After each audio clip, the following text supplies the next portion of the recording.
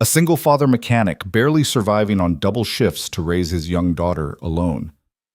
One fateful late night, a mysterious young billionaire appears at his rundown garage when her luxury car breaks down. She's drawn to his raw honesty, something money can't buy. But when he discovers she secretly investigated his past, trust shatters. Now a legal battle threatens to take away the only child he has left.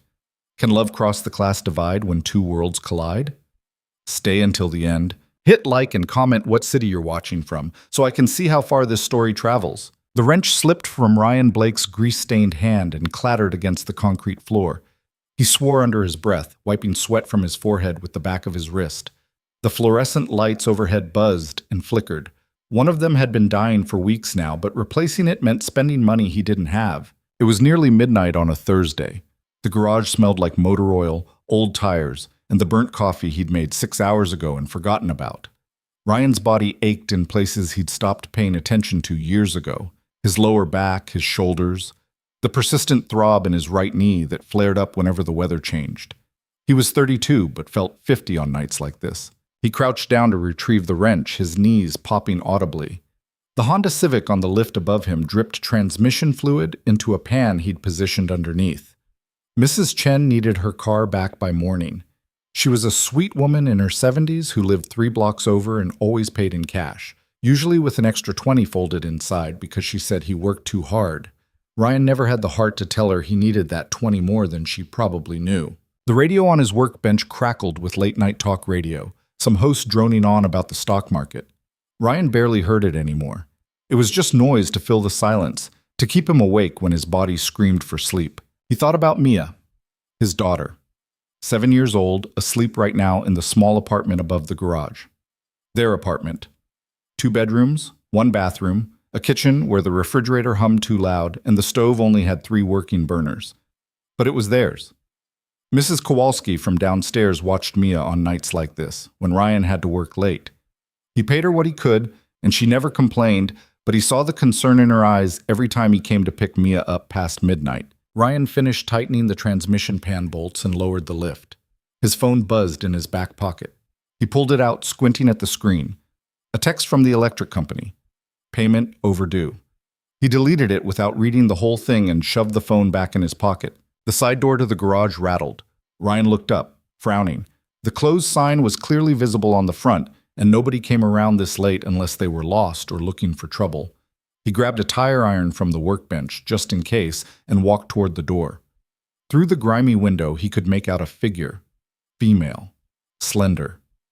He unlocked the deadbolt and pulled the door open. The woman standing there looked like she'd stepped out of a magazine. Mid-20s, maybe. Dark hair that fell in perfect waves past her shoulders.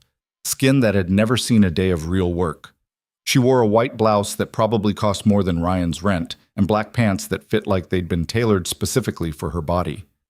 Her heels clicked against the pavement as she shifted her weight. "We're closed," Ryan said. "I know." Her voice was smooth, controlled.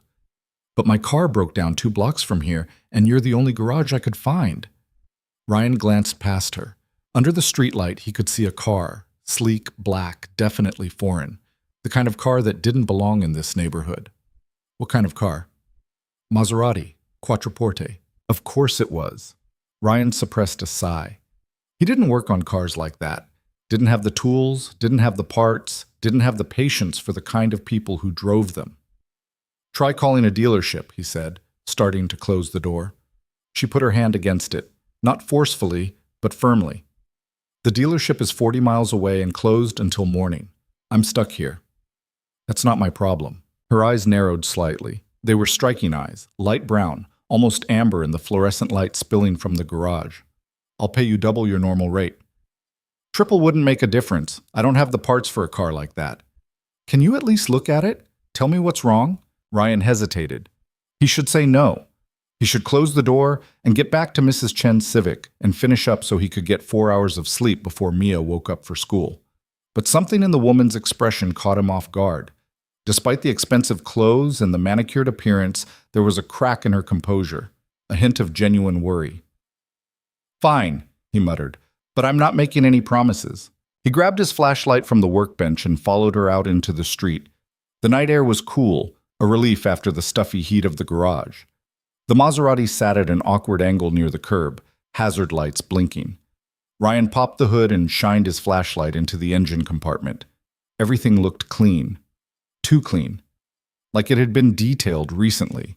He checked the obvious things first. Battery connections, fluid levels, belts. Then he turned the key she handed him. Nothing. Not even a click. When did it die? About 20 minutes ago. I was driving and everything just shut off. Ryan checked the battery again. Fully charged. He traced the main power cables, looking for breaks or corrosion. Then he found it. A connector near the alternator had come loose, probably vibrated free over time. He pushed it back into place until it clicked. Try it now. She slid into the driver's seat and turned the key. The engine purred to life immediately, smooth and powerful. She looked up at him, surprised. That's it? That's it. How much do I owe you? Ryan closed the hood. Nothing. Took 30 seconds. She stepped out of the car, studying him. You're serious? It was a loose connector. I didn't fix anything, just pushed it back in place. She reached into her purse, designer, of course, and pulled out her wallet. At least let me pay you for your time. I said no charge. Everyone has a price. Something in the way she said it rubbed Ryan the wrong way. Like she was used to buying her way through life, like people were just transactions to her. Yeah, well, mine isn't money at midnight from someone who doesn't even say thank you. Her expression shifted. For a moment, she looked almost embarrassed. You're right. I'm sorry. Thank you. Really. Ryan just nodded and started walking back toward the garage. Wait, she called after him. What's your name? He turned around. Why? Because you just helped me when you didn't have to, and I'd like to know who to thank. Ryan. I'm Aurora. Great, drive safe, Aurora. He didn't wait for her response. He went back inside, locked the door behind him, and returned to Mrs. Chen's Civic. But as he worked, he kept thinking about the woman with the Maserati. Not because she was beautiful, though she was, but because of that moment when her polished exterior had cracked. Like she wasn't used to people saying no to her. Like she wasn't used to people treating her like she was just another person. Ryan finished the transmission work around 2 in the morning. He cleaned his tools, washed his hands in the utility sink, and locked up the garage. The apartment upstairs was dark and quiet. Mrs. Kowalski had left a note on the kitchen counter. Mia ate dinner, finished homework, asleep by 8:30. Good girl. Ryan crumpled the note and tossed it in the trash. He checked on Mia before heading to his own room. She was curled up under her blankets, her stuffed rabbit tucked under one arm. Her dark hair spread across the pillow. She looked peaceful, safe. Ryan stood in the doorway for a long moment, just watching her breathe. This was why he worked double shifts, why he ignored the pain in his back and the exhaustion in his bones. Why he'd given up everything else in his life. She was all he had left. He pulled her door mostly closed and went to his own room. The bed felt like heaven. He set his alarm for 6 and closed his eyes, already dreading the morning. But sleep didn't come easily. He kept thinking about Aurora, about the way she'd looked at him when he refused her money, like he was some kind of puzzle she couldn't figure out. Ryan had learned a long time ago that people like her didn't stick around in neighborhoods like this. They passed through, got what they needed, and disappeared back to whatever gleaming tower they came from. He'd probably never see her again. He was wrong. 3 days later, on a Sunday afternoon, the Maserati pulled up in front of the garage again. Ryan was under a Ford pickup, replacing brake pads, when he heard the engine. He didn't need to see the car to know what it was. That kind of engine had a particular sound. He rolled out from under the truck, wiping his hands on a rag. Aurora stepped out of the driver's seat, wearing jeans this time, though they probably cost more than his monthly grocery budget, and a simple black sweater. She looked more relaxed than she had the other night, less guarded. Car trouble again? Ryan asked. No, actually, it's been running perfectly. Then why are you here? She hesitated, and Ryan saw that crack in her composure again. I wanted to bring you this. She held out a coffee cup. Starbucks. Still hot. Ryan stared at it. You drove across town to bring me coffee? You looked exhausted the other night. I figured you could use it. I don't drink Starbucks. What do you drink? Whatever's in the pot at the gas station down the street. A smile tugged at the corner of her mouth. Small, but genuine. That sounds terrible. It is. She set the coffee on his workbench anyway. Well, it's there if you change your mind. Ryan watched her, trying to figure out her angle. People didn't just show up with coffee for mechanics they'd met once at midnight, especially not people who drove Maseratis. You need something, he said. It wasn't a question. No. Then what's this about? Aurora crossed her arms, defensive now. Does it have to be about something? Maybe I'm just being nice. People like you don't do nice without a reason. People like me? Yeah, rich, polished, out of place. Her eyes flashed with something, anger maybe, or hurt. You don't know anything about me. And you don't know anything about me. So why are you really here? She was quiet for a moment. Then she said, because you're the first person in years who didn't treat me like I was made of money. Ryan hadn't expected honesty. It caught him off guard. That's because I don't care about your money, he said. I know. That's why I came back. Before Ryan could respond, the door to the apartment upstairs opened, and Mia came bounding down the stairs. She was wearing her favorite purple dress and had chocolate smeared on her cheek. Dad, Mrs. Kowalski made cookies and… She stopped when she saw Aurora, her eyes going wide. Whoa! Is that your car? Aurora smiled. It is. It's so pretty. Can I see inside? Mia, Ryan said, his voice firm. We talked about bothering people when they're… It's okay, Aurora interrupted. I don't mind. She walked over to the Maserati and opened the passenger door. Mia practically vibrated with excitement as she peered inside, taking in the leather seats and the polished dashboard. It smells like new, Mia breathed. Do you want to sit in it? Mia's head whipped toward Ryan. Can I, Dad? Please? Ryan wanted to say no, wanted to pull Mia away from this woman and her expensive car and whatever game she was playing. But Mia's eyes were so bright, so full of hope, that he couldn't bring himself to crush it. Fine, but don't touch anything. Mia clambered into the passenger seat, her small hands hovering over the controls like she was afraid they'd break. Aurora crouched down next to her, pointing out different features. The way she talked to Mia, patient, genuine, made Ryan's chest tighten. He'd been a single parent for 5 years. Since Mia's mother walked out when Mia was 2, deciding that motherhood wasn't for her after all. Since then, it had been just the two of them. Ryan had learned to do everything: cook, clean, braid hair, help with homework, navigate tantrums and tears and bedtime stories. He'd given up dreams of opening his own shop, of having a life outside of work and parenting, because Mia needed stability more than he needed ambition. And in all that time, he'd never brought anyone into their world. Never dated, never let Mia get attached to someone who might leave. It was safer that way. Simpler. But watching Aurora with Mia now, seeing the way his daughter's face lit up, Ryan felt something dangerous stir in his chest. Something like hope. All right, kiddo, he said after a few minutes. That's enough. Aurora probably has places to be. Mia climbed out of the car, reluctantly. Thank you, that was so cool. You're welcome, Aurora said. She looked at Ryan. She's sweet.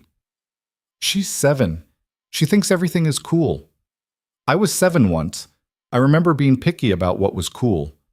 Ryan didn't know what to say to that, so he just nodded. Aurora lingered for a moment, like she wanted to say something else, but then she just smiled and got back in her car. See you around, Ryan. She drove off before he could tell her that she probably wouldn't, but she did come back. 2 days later, she showed up with a flat tire. Ryan changed it in 10 minutes, and she stayed for 20, asking questions about the garage and how long he'd been working there. A week after that, she came in claiming her check engine light was on. Ryan scanned it, turned out to be a faulty sensor, nothing serious, and she stayed for an hour, sitting on the hood of someone else's car while Ryan worked, talking about everything and nothing. Mia started recognizing her car, started asking when Aurora would visit again. And Ryan, despite every instinct telling him to keep his distance, found himself looking forward to those visits too.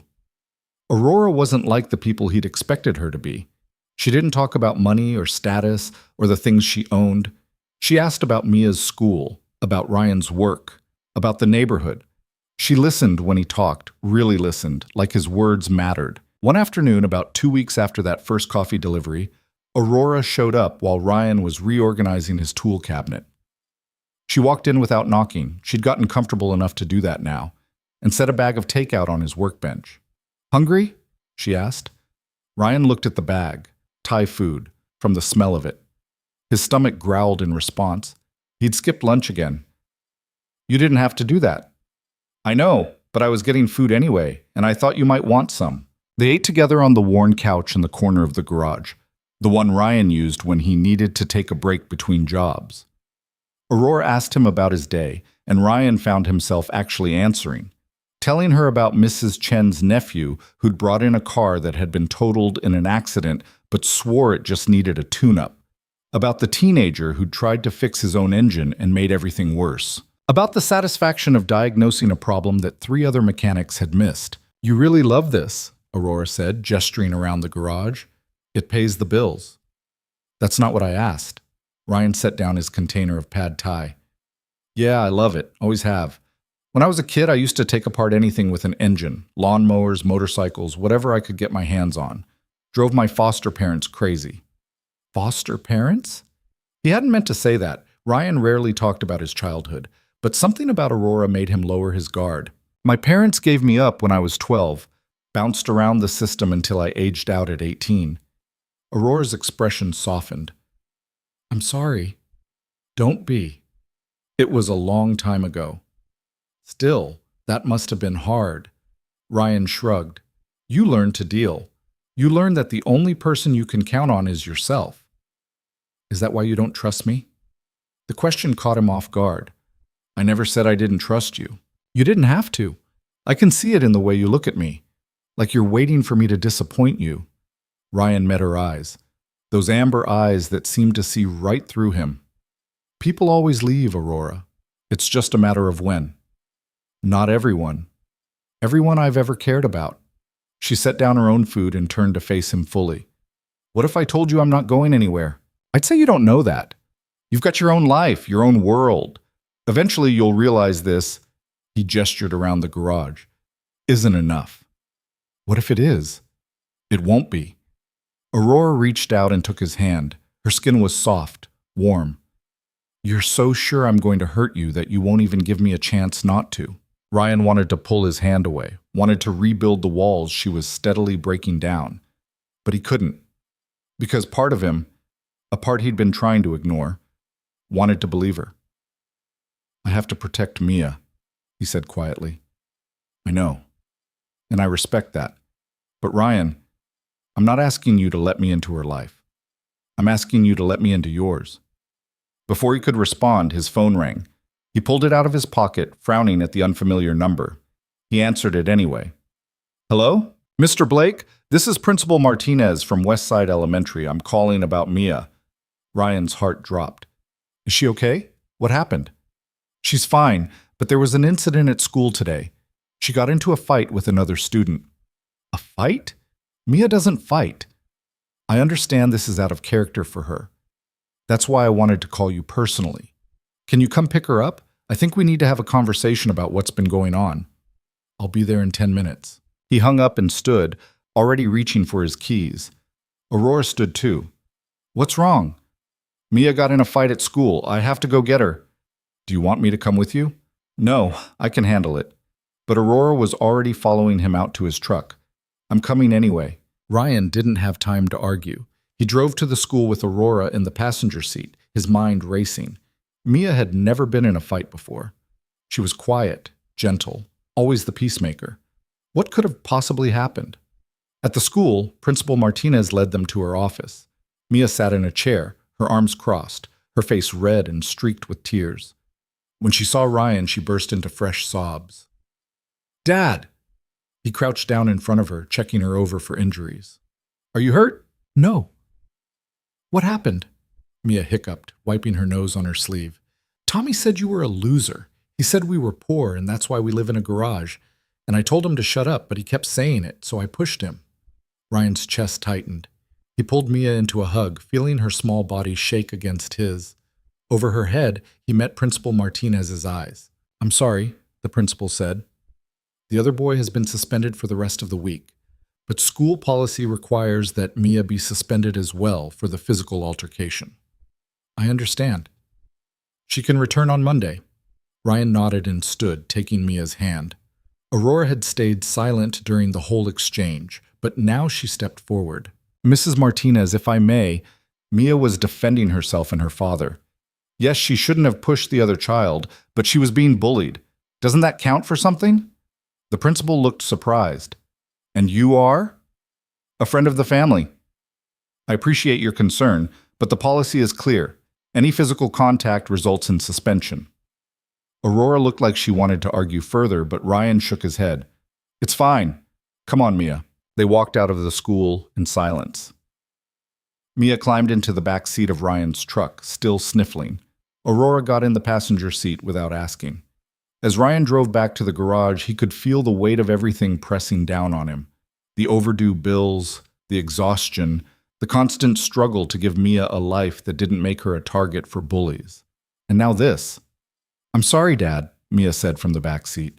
I know I shouldn't have pushed him. I know, kiddo, but you can't solve problems with your fists.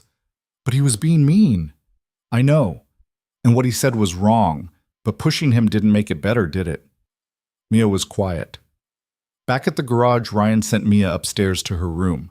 She went without arguing, which told him how upset she really was. When the door closed behind her, Ryan sank down onto the couch and put his head in his hands. Aurora sat down next to him. She was just defending you. I know. Those kids were cruel. Kids are always cruel, especially to other kids who don't fit in. That's not fair. Life's not fair, Aurora. I learned that a long time ago. She was quiet for a moment. Then she said, What if I could help? Ryan looked up. Help how? I could set up a trust fund for Mia, make sure she has everything she needs, a better school, maybe. Somewhere she won't be bullied. No. Ryan, I said no. I don't need your money. This isn't about you. It's about giving Mia a better life. Ryan stood, anger flaring in his chest. You think money is going to fix this? You think putting her in some fancy private school is going to make everything okay? It might help. Or it might make things worse. She'd be the charity case there too. The girl whose dad couldn't afford tuition, so some rich woman had to pay for it. Aurora stood too, her own frustration showing. Why are you so stubborn? Why won't you let anyone help you?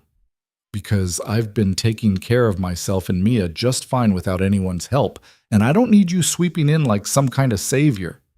I'm not trying to be a savior. I'm trying to be your friend. Friends don't throw money at problems, Aurora. And they don't show up in people's lives and act like they can fix everything just because they have a fat bank account. The words hung in the air between them. Aurora's face went pale, and Ryan immediately regretted the harshness of his tone. But he didn't take it back. You're right, Aurora said quietly. I'm sorry. I overstepped. She grabbed her purse and headed for the door. Ryan watched her go, part of him wanting to call her back, another part relieved she was leaving. At the door, she paused. For what it's worth, Ryan, I wasn't trying to fix you. I was just trying to help someone I care about. Then she was gone, the sound of the Maserati's engine fading into the distance. Ryan stood alone in the garage, surrounded by the smell of oil and metal, and wondered if he'd just made the biggest mistake of his life. Upstairs, Mia was crying. He could hear her through the thin walls. Ryan climbed the stairs and knocked on her door. Can I come in? Okay. She was lying on her bed, hugging her stuffed rabbit. Ryan sat down next to her and put a hand on her back. I'm sorry I yelled at Aurora, she said. You didn't yell at anyone, kiddo. But I made you fight with her. That wasn't your fault. Grown-ups fight sometimes. It happens. Do you think she'll come back? Ryan didn't know how to answer that. I don't know. I hope she does. I like her. I know you do. Do you like her? Ryan was quiet for a long moment. Yeah, I do. Then why did you yell at her? Then why? Because sometimes caring about someone scares you. And when you're scared, you say things you don't mean. Mia rolled over to look at him. Her eyes were red from crying. Are you going to say sorry? I should, shouldn't I? Mrs. Kowalski says sorry is the most important word. Ryan smiled despite himself. Mrs. Kowalski is pretty smart. So you'll say sorry. I'll try. But the next day, Aurora didn't come by. Or the day after that. A week passed with no sign of her black Maserati, No surprise coffee deliveries. No casual visits that stretched into hours. The garage felt emptier without her. Ryan told himself it was for the best, that he'd been right to push her away before things got more complicated. But Mia kept asking about her, and Ryan kept finding himself looking up every time a car pulled into the lot, hoping it would be Aurora. It never was. 2 weeks after their fight, Ryan was closing up for the night when a black Mercedes pulled up. Not Aurora's car. His stomach sank. It was the lawyer again. Michael Hartman stepped out carrying a briefcase this time. Ryan met him at the door. "What do you want now?" "I have the court date. 3 weeks from today, and I have some information you should know." "I'm listening." "Your ex-wife's new husband is Marcus Thornton, Thornton Industries. He's worth about $800 million. Ryan's blood went cold. So? "So the court is going to look at his resources compared to yours. They're going to look at the house he can provide, the schools, the opportunities, and they're going to ask themselves what's in the best interest of the child." "Mia is happy with me." "Are you sure about that?" "Because my client is prepared to present evidence that you're working excessive hours, leaving your daughter with neighbors, living in substandard housing. Get out!" "Mr. Blake, I'm just trying to prepare you for what's coming. If you don't get a real lawyer, someone who can actually fight this, you're going to lose your daughter." Ryan slammed the door in his face. His hands were shaking. His whole body was shaking. He leaned against the door and tried to breathe, but the air wouldn't come. Everything was falling apart, and he didn't know how to stop it. He pulled out his phone and called Ed Martinez. "Ed, I need to know the truth. What are my chances?" There was a long pause on the other end. "Ryan, I'm going to be honest with you. It's not good. Diane has resources we can't compete with. And the court is going to look at stability, at what each of you can provide. Unless something changes dramatically, you're looking at losing primary custody. Maybe getting weekends, if we're lucky." Ryan hung up. He couldn't hear anymore. Couldn't process it. Mia was everything. She was the reason he got up in the morning, the reason he kept going when everything felt impossible. The thought of losing her, of seeing her only on weekends, of watching someone else raise her, was unbearable. He needed air. He walked outside into the cool night, trying to clear his head. The street was quiet, empty except for a few parked cars. Ryan walked without direction, just moving, trying to outpace the panic rising in his chest. He didn't know how long he walked. An hour, maybe 2. When he finally came back to the garage, there was a car parked in front. A black Maserati. Aurora was sitting on the hood, her arms wrapped around herself against the cold. When she saw him, she stood. "I heard," she said. "Heard what?" "About the custody battle, about Diane." Ryan stopped walking. "How did you hear about that?" Aurora looked away. "I have to tell you something, and you're going to be angry, but I need you to hear me out." "What did you do?" "After that first night we met, I looked into you. I wanted to know who you were, so I had someone do some research. Background check, public records, that kind of thing. And I found out about Mia, about your ex-wife, about everything you've been through." Ryan felt like he'd been punched. "You investigated me?" "Yes." "Why?" "Because I was curious, because you were different from anyone I'd ever met, and I wanted to understand why." "So this whole time, all those visits, all those conversations, you already knew everything about me?" "Not everything. I knew the facts, but I didn't know you. That's why I kept coming back. To actually know you, not just the information in a file." Ryan turned away from her, his hands clenched into fists. "You should go." "Ryan, please. I mean it. Get out of here. I don't want to see you again." "I can help you with the custody case. I have resources, lawyers. I don't want your help. I don't want anything from you." Aurora's voice broke. "I know you're angry. You have every right to be. But Ryan, I care about you. I care about Mia. Let me do this one thing. Let me help you keep your daughter." "Why? So you can feel better about lying to me?" "I never lied to you." "You just didn't tell me the truth. That's the same thing." "You're right. I should have told you. I wanted to, so many times, but I didn't know how. I was afraid you'd react exactly like this." Ryan finally turned to look at her. In the dim light from the street lamp, he could see tears on her cheeks. Part of him wanted to soften, to forgive her, but the betrayal was too fresh, too raw. "I trusted you," he said. I let you into my life, into Mia's life, and you were just playing some kind of game. It wasn't a game. I know it started that way. I know I crossed a line when I looked into you. But everything after that, every moment we spent together, that was real. My feelings for you are real. How am I supposed to believe anything you say now? Aurora stepped closer. Because I'm here, Ryan. I'm standing in front of you telling you the truth, even though I know it might mean losing you. I could have kept lying. I could have never told you about the investigation, but I'm done with secrets. I want you to know all of me, even the parts that aren't pretty. Ryan wanted to stay angry, wanted to hold on to the hurt and use it to push her away. But looking at her now, vulnerable, honest, afraid, he couldn't, because he understood what she was saying. He'd kept secrets too. Walls built so high that nobody could climb them, and Aurora had somehow found a way through, not by breaking them down, but by showing him it was okay to lower them himself. I don't know if I can forgive you, he said quietly. I'm not asking you to, not yet. I'm just asking you to let me help with the custody case.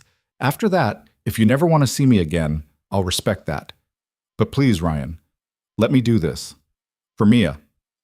Ryan closed his eyes. Every instinct told him to refuse, to handle this on his own, the way he'd handled everything else in his life. But he thought about Mia, about the panic in Ed's voice, about the very real possibility that he could lose her. And he thought about what kind of father would let his pride stand in the way of keeping his daughter. Okay, he said finally. Okay. Aurora made a phone call right there in the parking lot, pacing back and forth while Ryan stood with his arms crossed, still processing what had just happened. He watched her talk in low, urgent tones to someone on the other end. When she hung up, she turned to him with a determined expression. I have a lawyer, best family law attorney in the state. Her name is Catherine Pierce. She'll meet with you tomorrow morning.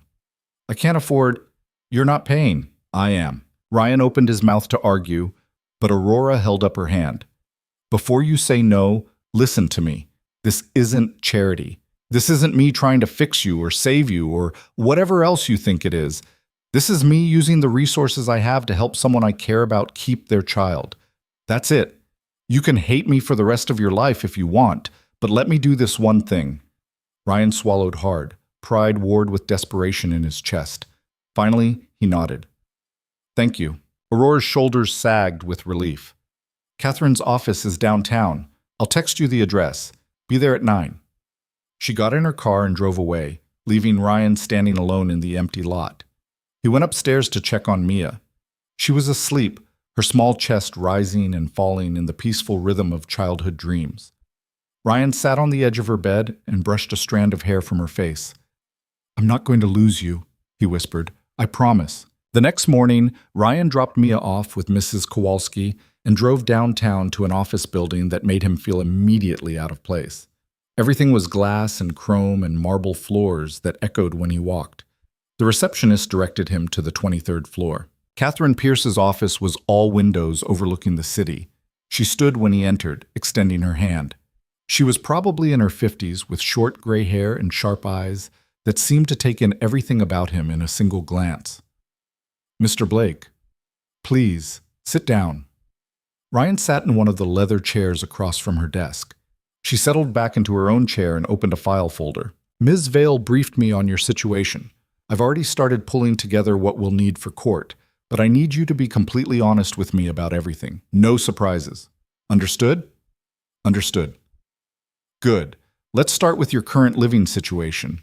You and your daughter live above your garage? Yes. Is it safe? Up to code? It's not fancy, but it's safe. I keep it clean. Mia has her own room. Catherine made a note. Your work schedule? I usually work 6 days a week, sometimes 7 if I have a big job. Hours vary. Who watches Mia when you're working? My neighbor, Mrs. Kowalski. She's retired, lives in the building. She's been watching Mia since she was 2. Is she licensed for childcare? Ryan's stomach dropped. No, she's just a neighbor helping out. Catherine's expression didn't change, but Ryan could tell this was a problem. She made another note. Your ex-wife. Tell me about her. Diane? We got married young. Too young. She got pregnant with Mia, and I thought we could make it work. But she didn't want to be a mother. She left when Mia was 2, signed away her parental rights without a fight. And now she wants them back. Apparently. Do you know why? Ryan shook his head. I haven't talked to Diane in 5 years. I don't know anything about her life now except that she married some billionaire. Marcus Thornton. I know him. Or rather, I know of him. He's a major player in real estate development, very wealthy, very connected. Catherine leaned forward. I'm going to be blunt with you, Mr. Blake. This is going to be an uphill battle. Diane has resources we can't match. She'll present a picture of stability, opportunity, privilege. We need to counter that with something equally compelling. Like what? Like the fact that you've been Mia's primary caregiver for 5 years, that you've sacrificed your own ambitions to give her a stable home, that she's happy, healthy, thriving. But we need evidence, school records, medical records, character witnesses, people who can testify that you're a good father and that Mia is better off with you. Ryan felt the weight of it pressing down on him. What are my actual chances here? Catherine was quiet for a moment. Honestly, without someone like me fighting for you, you'd probably lose. With me, we have a shot. But it's going to require work on your part. I need you to document everything, every moment you spend with Mia, every decision you make for her welfare, every sacrifice you've made. We're going to build a case that shows the court that money isn't everything, that love and dedication matter more. Okay, I can do that. Good. We have 3 weeks until the hearing. I'll handle the legal strategy. You focus on being the best father you can be and gathering evidence to support that. Ryan left the office feeling slightly less panicked, but still overwhelmed. He drove back to the garage and tried to focus on work, but his mind kept drifting. He thought about Diane, about what could have possibly motivated her to come back after all this time. Money couldn't be the reason. She'd married into plenty of that. So what was it? That evening, Aurora showed up at the garage again. Ryan was replacing spark plugs on an old Camry when he heard her car pull up. She got out carrying bags of Chinese takeout. Thought you might be hungry, she said. Ryan wiped his hands on a rag. They hadn't really talked since their conversation the night before. The air between them still felt heavy with everything unsaid. You didn't have to do that. I know, but I wanted to. They ate in awkward silence for a few minutes. Finally, Aurora set down her chopsticks. How did it go with Catherine? She's good. Intimidating, but good. She thinks we have a chance. We do. Catherine doesn't lose cases she believes in. Ryan looked at her. Why are you doing all this? Really? Aurora met his gaze. Because when I first looked into you, I learned that you were a single father working yourself to death to take care of your daughter. And I thought that was admirable. Then I met you and I realized the file didn't capture even half of who you are. You're stubborn and proud and you push people away. But you're also honest and dedicated, and you love Mia more than anything in the world. And She paused, her voice catching. I started to care about you. Both of you. Even though you were lying to me the whole time. I wasn't lying. I just wasn't telling you everything. And I know that's not much better, but Ryan, I need you to understand something.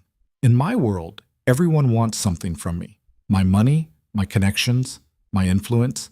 You were the first person in years who looked at me and saw just a person, not a bank account or a business opportunity, just Aurora.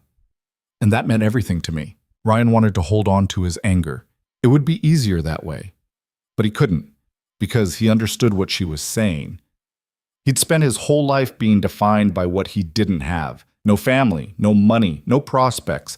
Aurora had been defined by what she did have. Two sides of the same coin. I don't know how to trust you again, he said quietly. I know, and I'm not asking you to, not right now. I'm just asking you to let me help.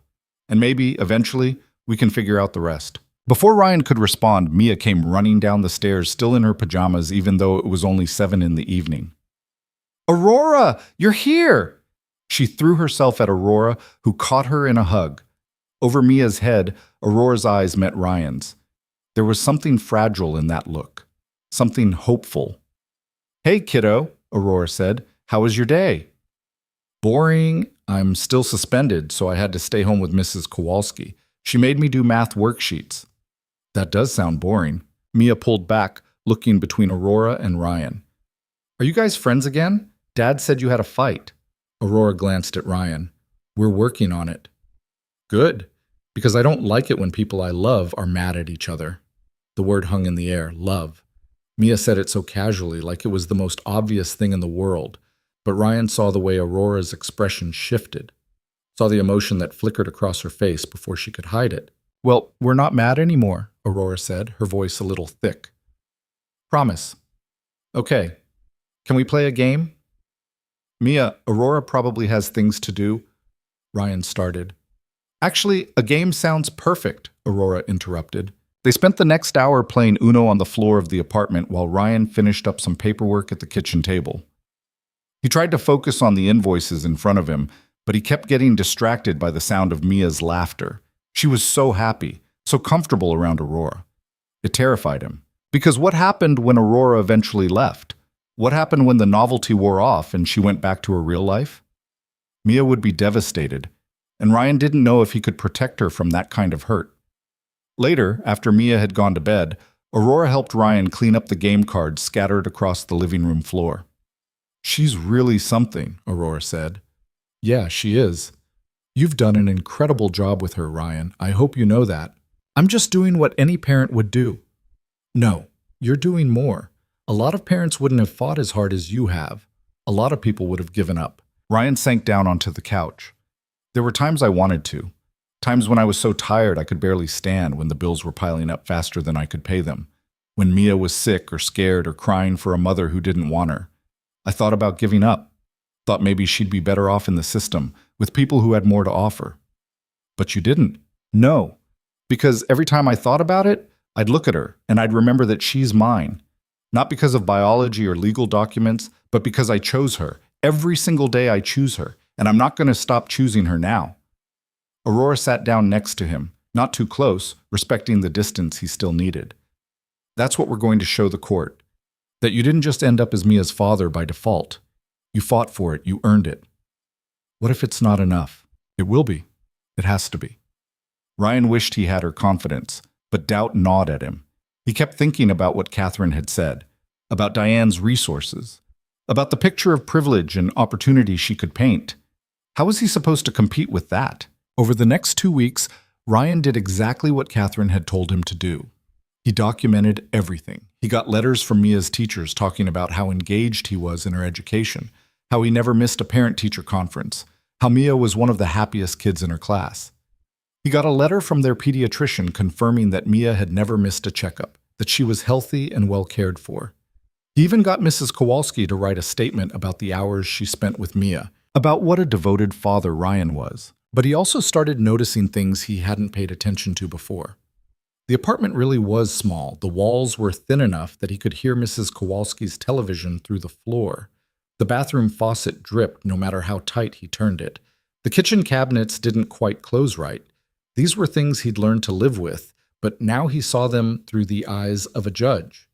Through Diane's eyes. Aurora came by regularly, always bringing food or coffee or just her presence. She didn't push for more than Ryan was ready to give, but she was there. Steady, constant. And slowly, against his better judgment, Ryan started to let his guard down again. One evening, about a week before the court date, Aurora showed up with Mia's favorite pizza and a proposition. "I want to take you somewhere," she said. Ryan looked up from the brake caliper he was rebuilding. "Where?" "It's a surprise. Tomorrow afternoon. Can you take a few hours off?" "I don't really do surprises." "I know, but trust me on this one. Please?" Something in her expression made him say yes. The next day, Aurora picked them up in her Maserati.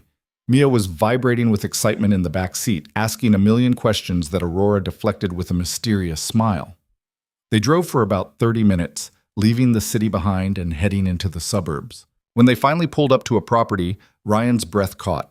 It was a commercial building, old, a little run down, but with good bones.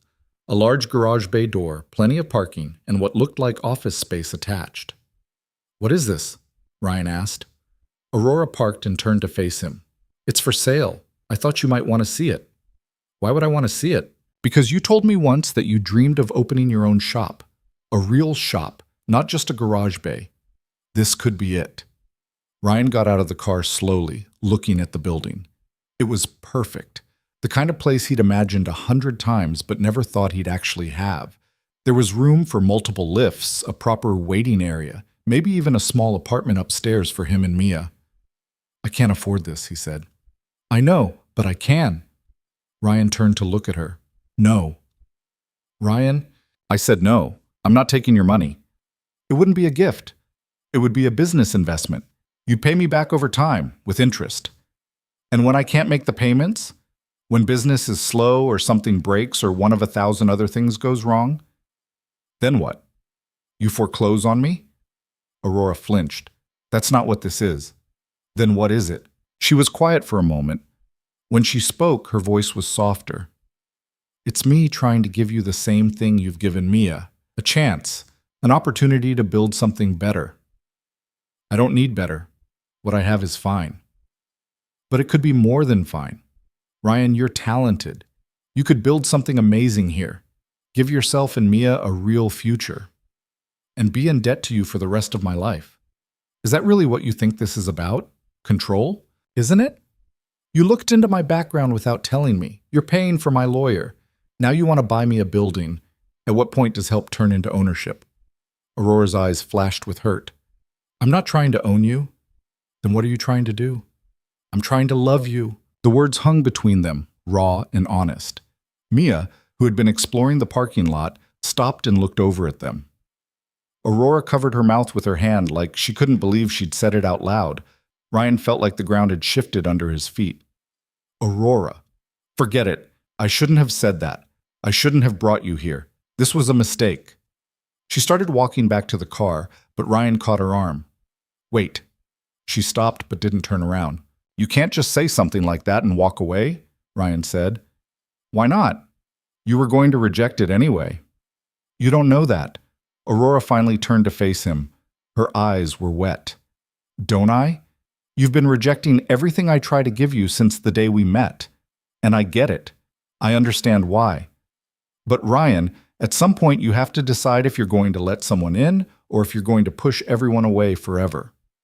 I let you in, and you investigated me behind my back. I know, and I was wrong. I've apologized for that. I've tried to make it right. But you're using it as a reason to keep me at arm's length, to not have to take the risk of actually trusting me. Because trusting people has never worked out for me. And being alone has? The question hit harder than Ryan expected, because she was right. Being alone hadn't worked out either. It had just been safer. I don't know how to do this, he admitted. I don't know how to let someone help me without feeling like I'm giving up control. Without feeling like I'm failing. Aurora stepped closer. You're not failing, Ryan. You're one of the strongest people I've ever met. But being strong doesn't mean doing everything alone. It means knowing when to accept help from people who care about you. And if it all falls apart, if you decide this isn't what you want anymore, then we'll deal with it, together. But you can't live your whole life protecting yourself from worst-case scenarios. Sometimes you have to take a leap and trust that someone will catch you. Ryan looked at the building again, then at Mia, who was watching them with wide, curious eyes, then back at Aurora. I can't accept the building, he said finally. Not right now. Not until after the custody hearing. I need to do this on my own terms, prove to the court and to myself that I can provide for Mia without anyone's help. Aurora nodded. Okay, I understand. But after the hearing, if we win, maybe we can talk about it. As a business arrangement, with a real contract and everything official. A small smile crossed Aurora's face. I can work with that. And Aurora? Yeah? I don't know if I'm ready to say it back yet. What you said before. But I'm not running away from it either. She reached out and took his hand. That's enough for now. They stood there in the parking lot, hands clasped, while Mia ran circles around the Maserati. For the first time in weeks, Ryan felt like maybe things might actually be okay. Like maybe he didn't have to carry everything alone. But that fragile hope shattered 2 days later when the real blow came. Ryan was at the garage working on an engine rebuild when his phone rang. It was Catherine Pierce. Mr. Blake, we have a problem. His stomach dropped. What kind of problem? I just received Diane's filings. They're claiming that you've been exposing Mia to an unstable living environment. They have statements from some of your neighbors about the late hours you keep, about Mia being left alone. She's never alone. Mrs. Kowalski is always with her. They're also claiming that you've recently entered into a relationship with Aurora Vale and that you're using her money to fund your defense. They're painting a picture of financial instability and poor judgment. Ryan's hand tightened on the phone. How do they even know about Aurora? I don't know. But it's all here in black and white. They're going to argue that you're using Mia to access Aurora's wealth, that your relationship with her is a calculated move rather than genuine. That's insane. It doesn't matter if it's true. It matters if they can make it look true to a judge. Ryan, this changes things. We need to meet tomorrow morning, and you need to bring Aurora. Why? Because if they're going to make her part of this case, we need to be prepared to address it head on. Ryan hung up, feeling sick. He called Aurora immediately. They know about you, he said when she answered. Diane's lawyers know about us, about you helping me. They're going to use it against me in court. There was a long silence on the other end. Then Aurora said, I'm coming over. She arrived 20 minutes later. Ryan had sent Mia upstairs with Mrs. Kowalski so they could talk privately. He filled Aurora in on everything Catherine had said. This is my fault, Aurora said, pacing back and forth across the garage. I should have thought about how this would look, should have been more careful. How did they even find out? Aurora stopped pacing. Her expression went carefully neutral. I think I know. How? Because I've been followed for the last few weeks. I noticed a car tailing me about a week ago. I thought it was paparazzi. It happens sometimes, but it must have been a private investigator working for Diane. So they've been watching me through you. It looks that way. Ryan sank down onto his work stool, running his hands through his hair. This is exactly what I was afraid of. Your world bleeding into mine and making everything worse. Ryan, I'm sorry. I never meant, I know, but it doesn't change the situation. They're going to stand up in court and say I'm a gold digger using my daughter to get close to a billionaire. And I don't know how to fight that. We tell the truth. We explain that our relationship has nothing to do with money. Does it, though? You've paid for my lawyer. You offered to buy me a building. You've been bringing food and helping with Mia. How is that not about money? Aurora's face went pale. Is that really what you think? I think it's what a judge is going to think, and I think Diane's lawyers are going to make it sound as ugly as possible. So what are you saying? That we should end things? Pretend we don't know each other? I don't know what I'm saying. I just know that everything is falling apart, and I don't know how to fix it. They stood in silence for a long moment. Finally, Aurora said, I should go. Let you think. Aurora, no, you're right. I've complicated things. Maybe it's better if I step back until after the hearing. That's not what I meant. Isn't it? She left before he could argue. Ryan sat alone in the garage, surrounded by half-finished projects and the smell of oil, and wondered how everything had gotten so complicated. All he'd wanted was to keep his daughter and maybe, just maybe, let himself care about someone again. Now it felt like both of those things were slipping through his fingers. That night, he couldn't sleep. He lay in bed staring at the ceiling, his mind racing. Around 2 a.m, he got up and went to check on Mia. She was asleep, peaceful, unaware of the battle being waged over her future. Ryan sat down on the floor next to her bed, leaning back against the wall. He thought about Diane. Tried to understand what could drive her to come back after all this time. She'd signed away her rights without hesitation 5 years ago. What had changed? And then it hit him. The answer was obvious, really. Marcus Thornton, Diane's new husband, a billionaire who probably wanted a family. A ready-made daughter would fit perfectly into that picture. Instant family without the messy parts of pregnancy and infancy. This wasn't about Mia at all. It was about Diane wanting to play the role of mother now that it was convenient. Now that she had the money and status to make it look good. The realization made Ryan's blood boil. But it also gave him clarity. Because if that was Diane's motivation, then he had to make sure the court understood it. Had to show them that Mia wasn't an accessory to complete someone's perfect life. She was a real child who needed a real parent, someone who'd been there through the hard times, not just showing up now that things were easy. The next morning, Ryan called Catherine. I want to meet with Diane, he said. That's not advisable. Anything you say to her could be used in court. I don't care. I need to look her in the eye and ask her why she's doing this. Catherine was quiet for a moment. I can't stop you, but I'm strongly recommending against it. Noted. Can you set it up? I'll try. 2 days later, Ryan found himself sitting in a coffee shop downtown, waiting. He'd left Mia with Mrs. Kowalski and taken the afternoon off. His hands were sweating, his heart was racing. He hadn't seen Diane in 5 years, didn't even know if he'd recognize her. But when she walked in, he knew her immediately. She looked different, polished in a way she never had before, with expensive clothes and perfect hair. But her face was the same.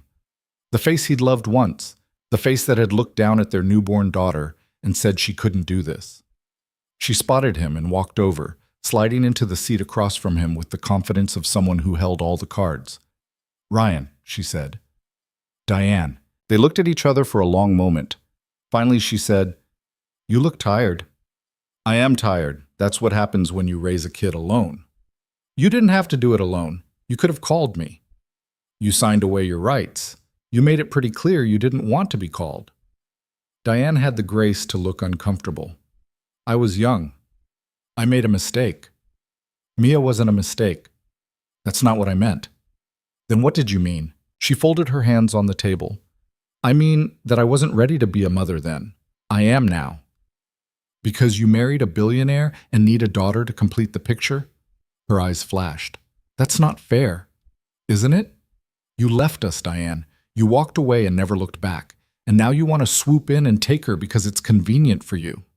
I want to give her the life she deserves. A good school, a nice home, opportunities. She has all of that. Living above a garage? Living with a father who loves her, who's been there every single day, who knows her favorite color and her favorite food and what she's afraid of in the dark. Can you say any of that?" Diane looked away. "I want to know her, to be part of her life." "You had your chance. You gave it up." "People can change, Ryan." "Can they?" "Because from where I'm sitting, it looks like you're still putting yourself first, still making choices based on what's convenient for you rather than what's best for Mia. And you think keeping her in poverty is what's best? We're not in poverty. We're not rich, but we're doing fine. Mia is happy, she's healthy, she's loved. What more does she need? Stability, security, a future. She has all of that with me." Diane leaned forward. "Marcus and I can give her so much more: private schools, travel, tutors, everything. Everything except what she actually needs, which is a parent who chose her, who fought for her, who didn't just show up when it was easy. This isn't easy, Ryan. Coming back, admitting I was wrong, trying to make things right, none of this is easy." "Then why are you doing it?" She was quiet for a long moment. When she spoke, her voice was softer. "Because I regret it. Every day for the last 5 years, I've regretted walking away. And now I have a chance to fix it, and I'm taking it." Ryan wanted to believe her, wanted to think that maybe she really had changed, that maybe she genuinely wanted to be Mia's mother. But he couldn't forget the way she'd left, the coldness in her eyes when she'd handed over the papers terminating her parental rights, the way she'd never once called or sent a birthday card or showed even the slightest interest in the daughter she'd left behind. "If you really cared," Ryan said, "you would have come back before now. You would have fought for visitation rights. You would have tried to be part of her life, but you didn't. You only came back when you had money and a new husband and a reason to want a ready-made family." "That's not true." "Prove it. Drop the custody suit. Ask for visitation instead. Show me that this is really about Mia and not about you." Diane's expression hardened. "I'm not dropping anything. I have every right to petition for custody." "Legally, maybe, but morally? You gave up that right when you abandoned her." "I'm her mother." "No, you're the woman who gave birth to her. I'm her parent."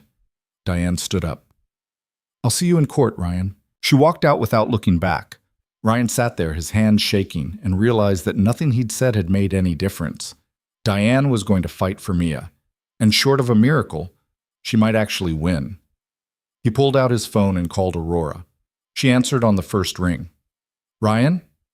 I need you. Can you come over?" "I'll be there in 20 minutes. When Aurora arrived, Ryan was sitting on the steps outside the garage, his head in his hands. She sat down next to him without saying anything, just her presence, solid and steady beside him. "I met with Diane," he said finally. "How did it go?" "About as bad as you'd expect. She's not backing down. She actually believes she has a right to Mia. After everything." "I'm sorry. I don't know what to do, Aurora. I'm terrified that I'm going to lose her, that some judge is going to decide that money and opportunity matter more than love and dedication." Aurora took his hand. "That's not going to happen. You don't know that."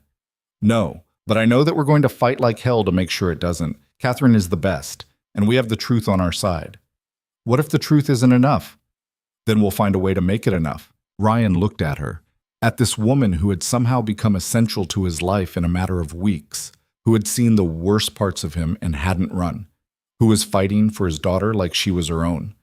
"I'm sorry," he said, "for pushing you away, for questioning your motives, for all of it." "You don't have to apologize." "Yes, I do. Because you were right. I've been so afraid of getting hurt that I've been hurting us both, and I don't want to do that anymore." "What are you saying?" "I'm saying that I'm done running. I'm done pushing you away. Whatever happens in that courtroom, I want you there. Not because I need your money or your resources, but because I need you." Aurora's eyes filled with tears. "Ryan, I love you," he said. "I think I've loved you since that first night when you showed up at my garage and I realized you were just as lost as I was, and I'm done pretending I don't." She kissed him. Right there on the steps, with the city noise around them and the garage behind them and everything uncertain ahead of them. And for the first time in weeks, Ryan felt like maybe, just maybe, they could get through this. When they finally pulled apart, Aurora rested her forehead against his. "We're going to win this," she whispered. "I promise you." Ryan wanted to believe her. But as the court date loomed closer, he couldn't shake the feeling that they were about to walk into a battle they weren't prepared for. And he was right. The courthouse smelled like floor polish and fear. Ryan sat on a hard wooden bench outside the courtroom, his leg bouncing nervously. Aurora sat beside him, her hand resting on his knee to still the shaking. Catherine Pierce stood nearby, reviewing her notes one last time. "Stop fidgeting," Catherine said without looking up. "You need to project confidence in there." "I don't feel confident." "Fake it. Judges notice body language." Ryan tried to take a deep breath, but his lungs felt too tight. Across the hallway, Diane sat with her lawyer, Michael Hartman, and a man who had to be Marcus Thornton. He looked exactly like Ryan had imagined. Silver hair, expensive suit, the kind of face that had never known real struggle. Diane whispered something to him, and he nodded, placing a reassuring hand on her shoulder. The sight made Ryan's stomach turn. "They look like the perfect family," he muttered. Aurora squeezed his hand. "Looks aren't everything." "Tell that to the judge." The courtroom doors opened and a bailiff stepped out. "Blake versus Blake, we're ready for you." Ryan stood on shaky legs. Catherine had prepared him for this, had walked him through what to expect, but nothing could have prepared him for the reality of it. This wasn't just a legal proceeding. This was someone trying to take his daughter away. They filed into the courtroom. The judge, a woman in her 60s named Sandra Morrison, sat behind the bench looking stern and unmoved. Ryan took his seat at the defendant's table while Catherine settled in beside him. Aurora sat in the gallery directly behind them. Judge Morrison looked over her glasses at both parties. "This is a petition to reinstate parental rights previously terminated, filed by Diane Blake Thornton. Mr. Blake, you are opposing this petition. Is that correct?" Ryan's mouth was dry. "Yes, Your Honor." "Very well. Mr. Hartman, you may begin."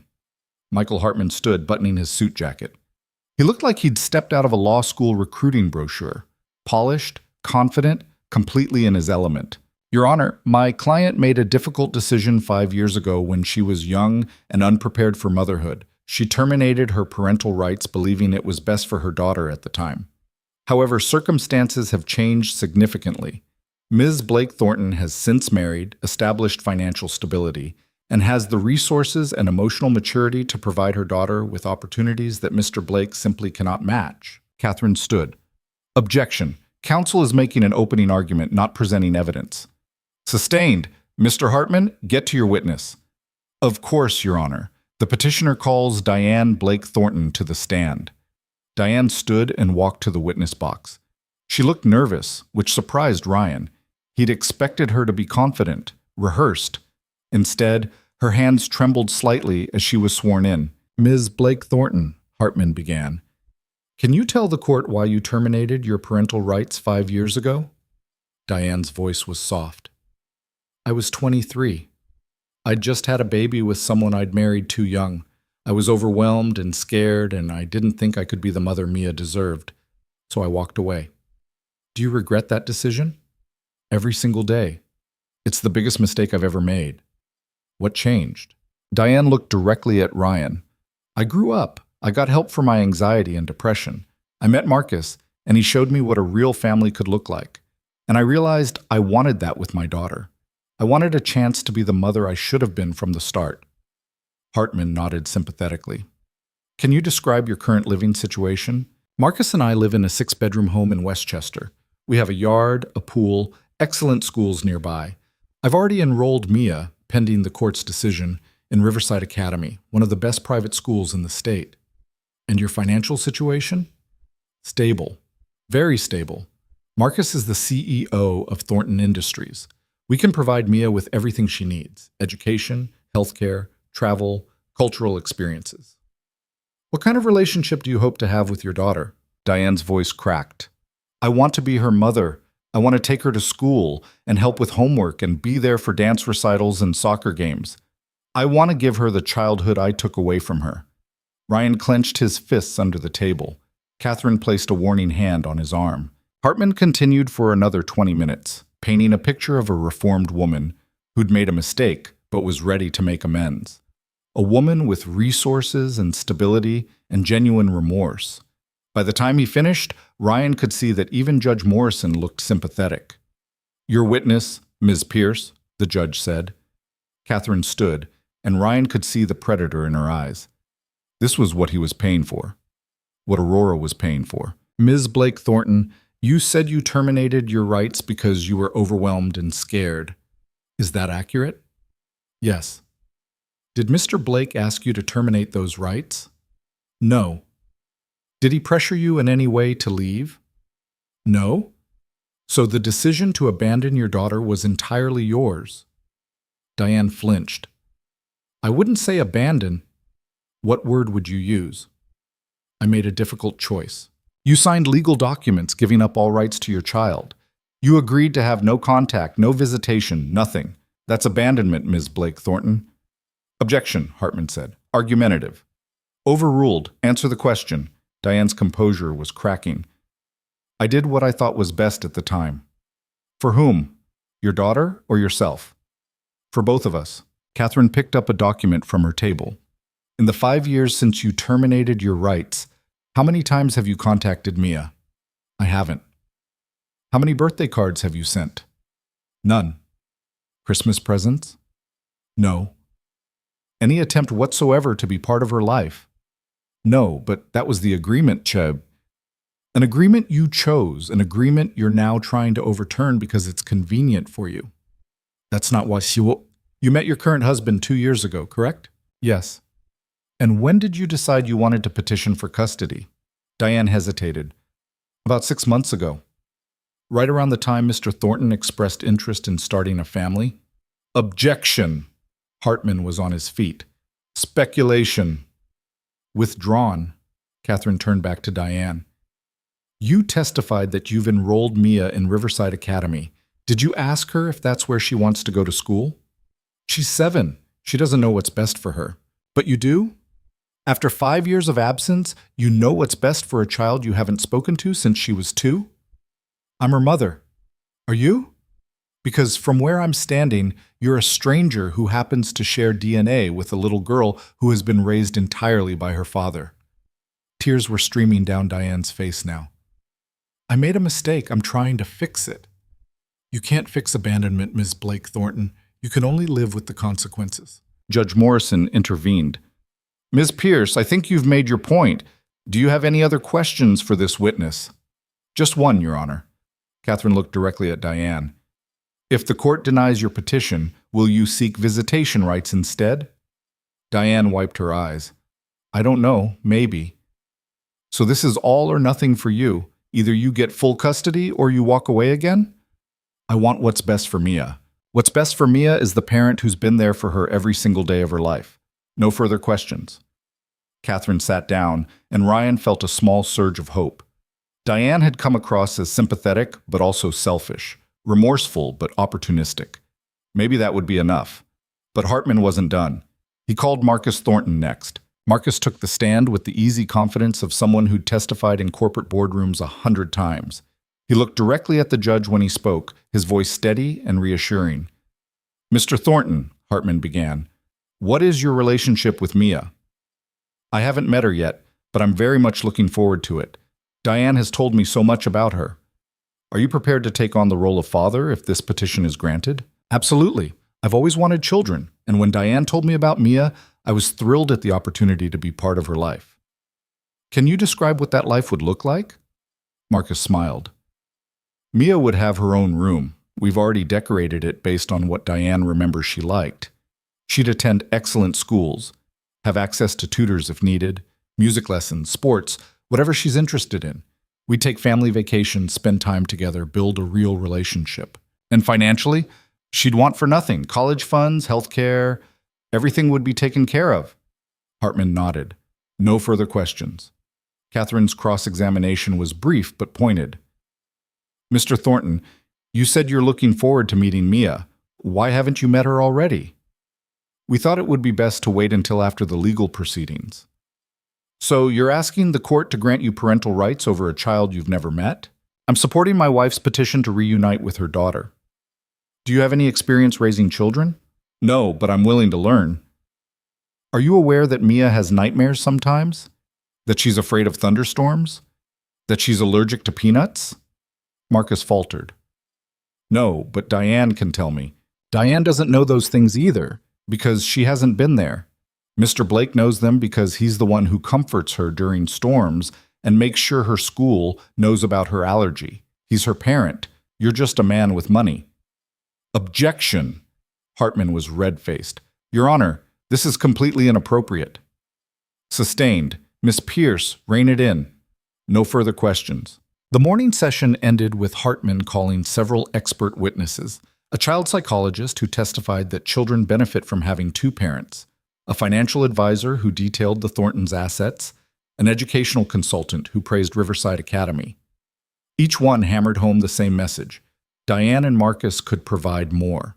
Better schools, better opportunities, a better life. During the lunch recess, Ryan couldn't eat. He sat in a small conference room with Catherine and Aurora, trying not to panic. They're winning, he said. No, they're presenting their case, Catherine corrected. We haven't presented ours yet. But the judge looks convinced.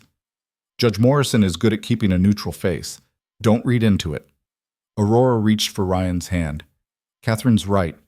We knew they'd have resources. We have something better, the truth. What if the truth isn't enough? Then we make it enough. The afternoon session began with Catherine calling her first witness, Mrs. Kowalski. The elderly woman made her way to the stand slowly, leaning on her cane, but once she was seated, her eyes were sharp and clear. Mrs. Kowalski, Catherine began, how long have you known Ryan Blake? About 6 years now, ever since he moved into the building. And what is your relationship with his daughter, Mia? I watch her most days after school and some evenings when Ryan's working late. She's like a granddaughter to me. Can you describe what kind of father Ryan is? Mrs. Kowalski's face softened.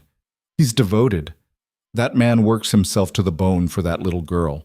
I've seen him go without meals to make sure she has food. I've seen him stay up all night when she's sick. He reads to her every night, helps with her homework, never misses a school event. He's the best father I've ever seen. What about Mia? Is she happy? She's the happiest child I know, always smiling, always laughing. She adores her father. Has Ryan ever been neglectful or put Mia in danger? Never. He's more careful with her than most parents are. The apartment might be small, but it's clean and safe. She has everything she needs. Hartman's cross-examination tried to paint Mrs. Kowalski as biased, as an old woman who couldn't possibly supervise an active 7-year-old properly. But Mrs. Kowalski held firm, her answers sharp and unshakable. Next came Mia's teacher, Ms. Rodriguez, who testified about how engaged Ryan was in Mia's education. Then Dr. Patterson, Mia's pediatrician, who confirmed that Mia had never missed a checkup and was perfectly healthy. Each witness chipped away at the Thorntons' narrative, but Ryan could tell it wasn't enough. The judge was listening, but she wasn't convinced. Not yet. Finally, Catherine called Ryan to the stand. His legs felt like water as he walked to the witness box. He was sworn in and sat down, acutely aware of every eye in the courtroom on him. Mr. Blake, Catherine began gently, tell the court about the day Mia was born. Ryan's throat tightened. It was the best day of my life. I held her and thought, this is it. This is what matters. I promised her I'd always be there for her. And have you kept that promise? I've tried. Every single day. What happened when Diane left? I was terrified. I didn't know how to be a single parent, but I figured it out. I learned to cook, to braid hair, to tell the difference between a real stomach ache and a fake one to get out of school. A few people in the gallery chuckled softly. I made mistakes. There were nights I was so tired I could barely stand. Days when the bills piled up and I didn't know how I'd pay them. But I never gave up, because she needed me. What would it mean to you if you lost custody? Ryan's voice broke. It would destroy me. Mia is my whole world. She's the reason I get up in the morning, the reason I keep fighting. Losing her would be like losing a part of myself. Catherine let that sit for a moment before continuing. The Thorntons have argued that they can provide more opportunities for Mia, better schools, more resources. How do you respond to that? They can provide things. I provide love. I provide stability. I provide a father who knows her better than anyone else in the world. Money can buy a lot, but it can't buy 5 years of reading bedtime stories and kissing scraped knees and being there when she's scared. They're strangers. I'm her dad. No further questions. Hartman approached for cross-examination and Ryan braced himself.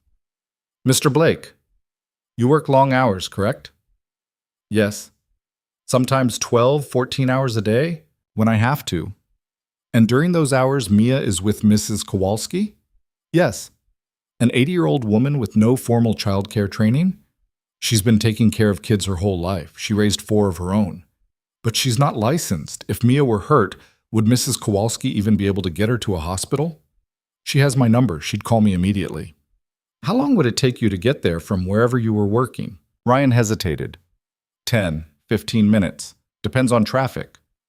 10 to 15 minutes, during which a child could be in serious danger with only an elderly woman to help her. Objection, Catherine said. Speculative. Overruled. Answer the question, Mr. Blake. Mrs. Kowalski is perfectly capable of handling an emergency. Hartman moved on. You live above your garage, correct? Yes. In a 2-bedroom apartment that you rent? I own the garage. The apartment comes with it. But you don't own the building? No. So if your landlord decided to sell, you and Mia would have to move? I guess, but that's true for a lot of people. The Thorntons own their home. They have stability, security. Don't you think Mia deserves that? Mia has stability. She has a home and a father who loves her. A home that smells like motor oil, where she can hear your work at all hours. Ryan's jaw clenched. My work provides for her. I'm not ashamed of that. I'm not suggesting you should be. I'm simply pointing out that my clients can offer an environment more conducive to a child's development. Your clients abandoned her. I raised her. That's what matters. Your Honor, Hartman started. Mr. Blake, Judge Morrison interrupted. I understand you're emotional, but please just answer the questions. Ryan took a breath. Yes, Your Honor. Hartman continued hammering at every weak point. Ryan's finances, his work hours, his lack of formal education, the size of the apartment. Each question felt like a knife. By the time Hartman finished, Ryan felt hollowed out. Catherine's redirect was brief. Mr. Blake, if you could say one thing to the court about why you should retain custody, what would it be? Ryan looked directly at Judge Morrison. I'm not perfect. I don't have a big house or a lot of money, but I know my daughter. I know that she's scared of the dark, but too proud to admit it. I know she pretends to like vegetables, but hides the broccoli under her napkin. I know she wants a dog, but I can't afford one, so instead we go to the park and she names all the dogs we see. I know her, and she knows me. We're a team. We've been through everything together, and we're still standing. That has to count for something. Catherine nodded. No further questions.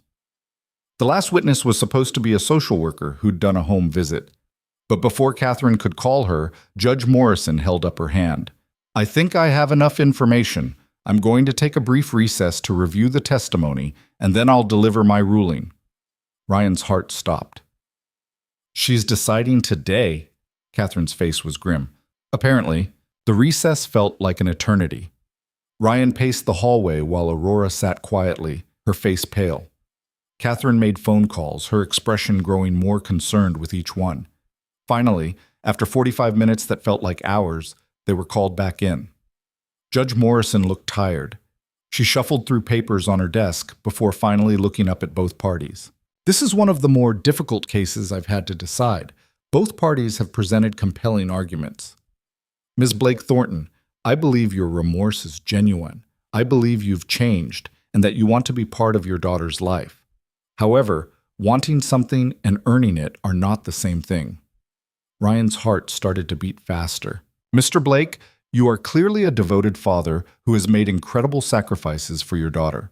However, I cannot ignore the very real resource disparity between you and the petitioners. Mia would have access to opportunities with the Thorntons that you simply cannot provide. Ryan felt the ground dropping out from under him. That being said, the judge continued, this court must consider what is in the best interest of the child. And the best interest of a child is not always measured in dollars and opportunities. It is measured in stability, in love, in the bond between parent and child. She paused, and Ryan couldn't breathe. However, I am troubled by several factors. The living situation, while adequate, is not ideal. The childcare arrangement, while well-intentioned, is informal and potentially risky, and Mr. Blake's work schedule raises concerns about the amount of quality time he can provide. Your Honor, Catherine started to stand. Judge Morrison held up her hand. I'm not finished. I've reviewed the case file extensively, including the testimony and evidence presented today. I've also considered one additional factor that was brought to my attention this morning. Ryan frowned. What additional factor? It has come to my attention that Mr. Blake has recently entered into a relationship with Aurora Vale, a woman of considerable wealth and influence. The petitioners have argued that this relationship is financially motivated and unstable. Ryan's stomach dropped. They were going to use Aurora against him after all. However, Judge Morrison continued, I've also been made aware that Ms. Vale submitted a statement to this court, which I read during the recess. Ryan looked at Aurora, who wouldn't meet his eyes. What had she done? In her statement, Ms. Vale explained the nature of her relationship with Mr. Blake and his daughter. She testified that she had initially investigated Mr. Blake's background, but that her subsequent relationship with him was genuine and based on mutual respect and affection. She also made it clear that any financial assistance she has provided was offered without expectation of repayment or control. Judge Morrison set down the document and looked directly at Ryan. What struck me most about Ms. Vale's statement was not the money or the resources she could provide, but her observation about Mr. Blake as a father. She wrote, and I quote, Ryan Blake is the kind of father who would rather lose his pride than lose his daughter. He asked for my help not because he wanted my money, but because he knew that doing what was best for Mia was more important than his own ego. That's what a real parent does. Ryan's vision blurred with tears. After careful consideration, Judge Morrison said, I am denying the petition to reinstate parental rights. Primary custody will remain with Ryan Blake. The words took a moment to register. Ryan heard Aurora gasp behind him. Catherine gripped his arm. However, the judge continued, I am granting Ms. Blake Thornton supervised visitation rights to begin immediately and increase gradually over the next 6 months, pending review. This child deserves to know her biological mother, but that relationship will be built slowly and carefully, with Mr. Blake's involvement every step of the way. She banged her gavel. This court is adjourned. Ryan couldn't move, couldn't process what had just happened. He'd won. He got to keep Mia. Catherine was talking to him, explaining the visitation terms, but he couldn't hear her. All he could hear was the rush of blood in his ears and the overwhelming relief flooding through him. He turned to Aurora, who was crying openly now. She'd submitted a statement. She'd told the court about her investigation, about everything, and she'd fought for him anyway. He pulled her into his arms, right there in the courtroom, not caring who saw. Thank you, he whispered into her hair. Thank you. You did this, she said. You and Mia. I just told the truth. Across the courtroom, Diane was crying too, but her tears were different. Marcus had his arm around her, whispering something in her ear. Hartman was packing up his briefcase with the resigned efficiency of someone who'd lost and knew it. Catherine touched Ryan's shoulder. We should go. We can talk about the visitation schedule later. They walked out of the courthouse into bright afternoon sunlight. Ryan felt like he could breathe properly for the first time in weeks. I need to tell Mia, he said. She's with Mrs. Kowalski, Aurora reminded him. Come with me, please? Are you sure? I've never been more sure of anything. They drove back to the garage together, Catherine following in her own car to discuss next steps. When they arrived, Mia was sitting on the steps outside with Mrs. Kowalski, drawing with sidewalk chalk. She looked up when she heard the car, and her face lit up when she saw Ryan. Dad, did you win? Ryan scooped her up in his arms, holding her so tight she squeaked in protest. Yeah, kiddo, we won. You're staying with me. I told Mrs. Kowalski you would win. I told her you're the best dad ever. Ryan's throat closed up. He couldn't speak, could only hold his daughter and let the reality of it wash over him. She was his, still his, always his. Mia wiggled free and ran to Aurora. Did you help my dad win? Aurora crouched down to Mia's level. Your dad won because he's a great father. I just told the judge what I already knew, that you belong together. Good. Because I don't want to live anywhere else. I like it here.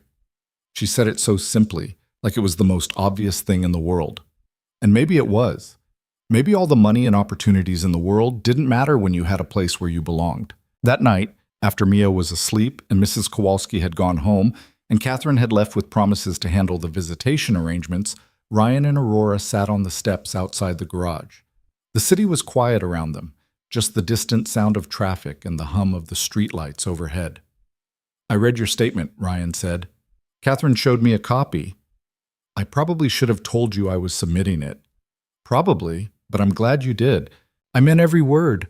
You're the kind of father who puts his daughter first, even when it costs you. It almost cost me you. Aurora looked at him. You didn't lose me. You're not going to lose me. How can you be so sure? Because I choose to be here, just like you choose Mia every day. That's what love is, Ryan. It's choosing someone over and over, even when it's hard. Ryan pulled her closer. I'm sorry I made it so hard. You were protecting yourself, and Mia, I get it. But I'm done doing that. I'm done pushing you away. Good, because I'm done letting you. They sat in comfortable silence for a while. Then Ryan said, About that building you showed me. Aurora sat up straighter. Yeah? After we get through the visitation stuff with Diane, after everything settles down, maybe we could talk about it. For real this time. As a business investment, with proper contracts and everything. A slow smile spreads across Aurora's face. I think that could be arranged. And maybe, Ryan hesitated, maybe you could help me design it. The layout, what equipment to buy, all of that, if you want. I'd love to. It would be ours, not yours, not mine. Ours. Aurora understood what he was really saying. This wasn't just about a garage or a business.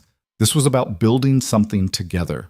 About trusting her enough to let her in, really in, to every part of his life. Ours, she agreed. Ryan kissed her then, slow and deep, pouring everything he couldn't say into it, all the fear and relief and love and hope. When they finally pulled apart, Aurora was smiling. What? Ryan asked. I'm just thinking about how different things could have been. If my car hadn't broken down that night, if you'd turned me away, you would have called a tow truck and gone back to your life. I would have finished Mrs. Chen's Civic and gone to bed, and we never would have met. Fate works in mysterious ways. I don't believe in fate. What do you believe in?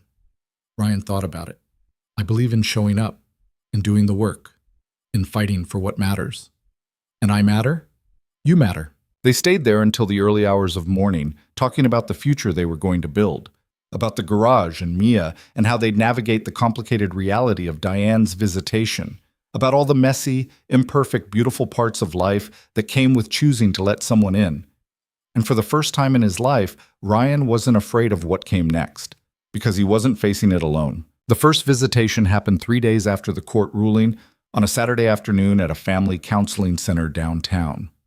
Ryan drove Mia there himself, his stomach in knots the entire way. Aurora had offered to come, but he declined. This was something he needed to do alone with his daughter. Mia sat in the back seat, unusually quiet. She'd been asking questions all week about Diane, about why her mother had left, about whether she was supposed to be excited or scared or angry. Ryan had done his best to answer honestly without poisoning the well, It was one of the hardest things he'd ever done. "What if I don't like her?" Mia asked as they pulled into the parking lot. Ryan turned off the engine and twisted around to look at her. "Then you don't like her. That's okay." "But she's my mom." "She's the woman who gave birth to you. That doesn't automatically make her someone you have to like or love. Those things have to be earned." "Did she earn it?" Ryan chose his words carefully. "Not yet. But maybe she will. That's what these visits are for, to give her a chance to try." "What if she leaves again?" There it was, the real fear. Ryan unbuckled his seatbelt and climbed into the back seat next to Mia, pulling her into a hug. "If she leaves again, we'll deal with it, together, just like we always do. Promise?" "Promise." Inside the counseling center, a social worker named Janet greeted them with a warm smile. She led them to a bright room with toys and books and comfortable chairs. Diane was already there, sitting stiffly on one of the couches. Marcus wasn't with her. The court had specified that initial visits would be just Diane and Mia, with Ryan present. Diane stood when they entered. She looked nervous, her hands clasped tightly in front of her. "Hi, Mia." Mia pressed closer to Ryan's side. "Hi. I'm your mom. I don't know if your dad told you. He told me." An awkward silence stretched out.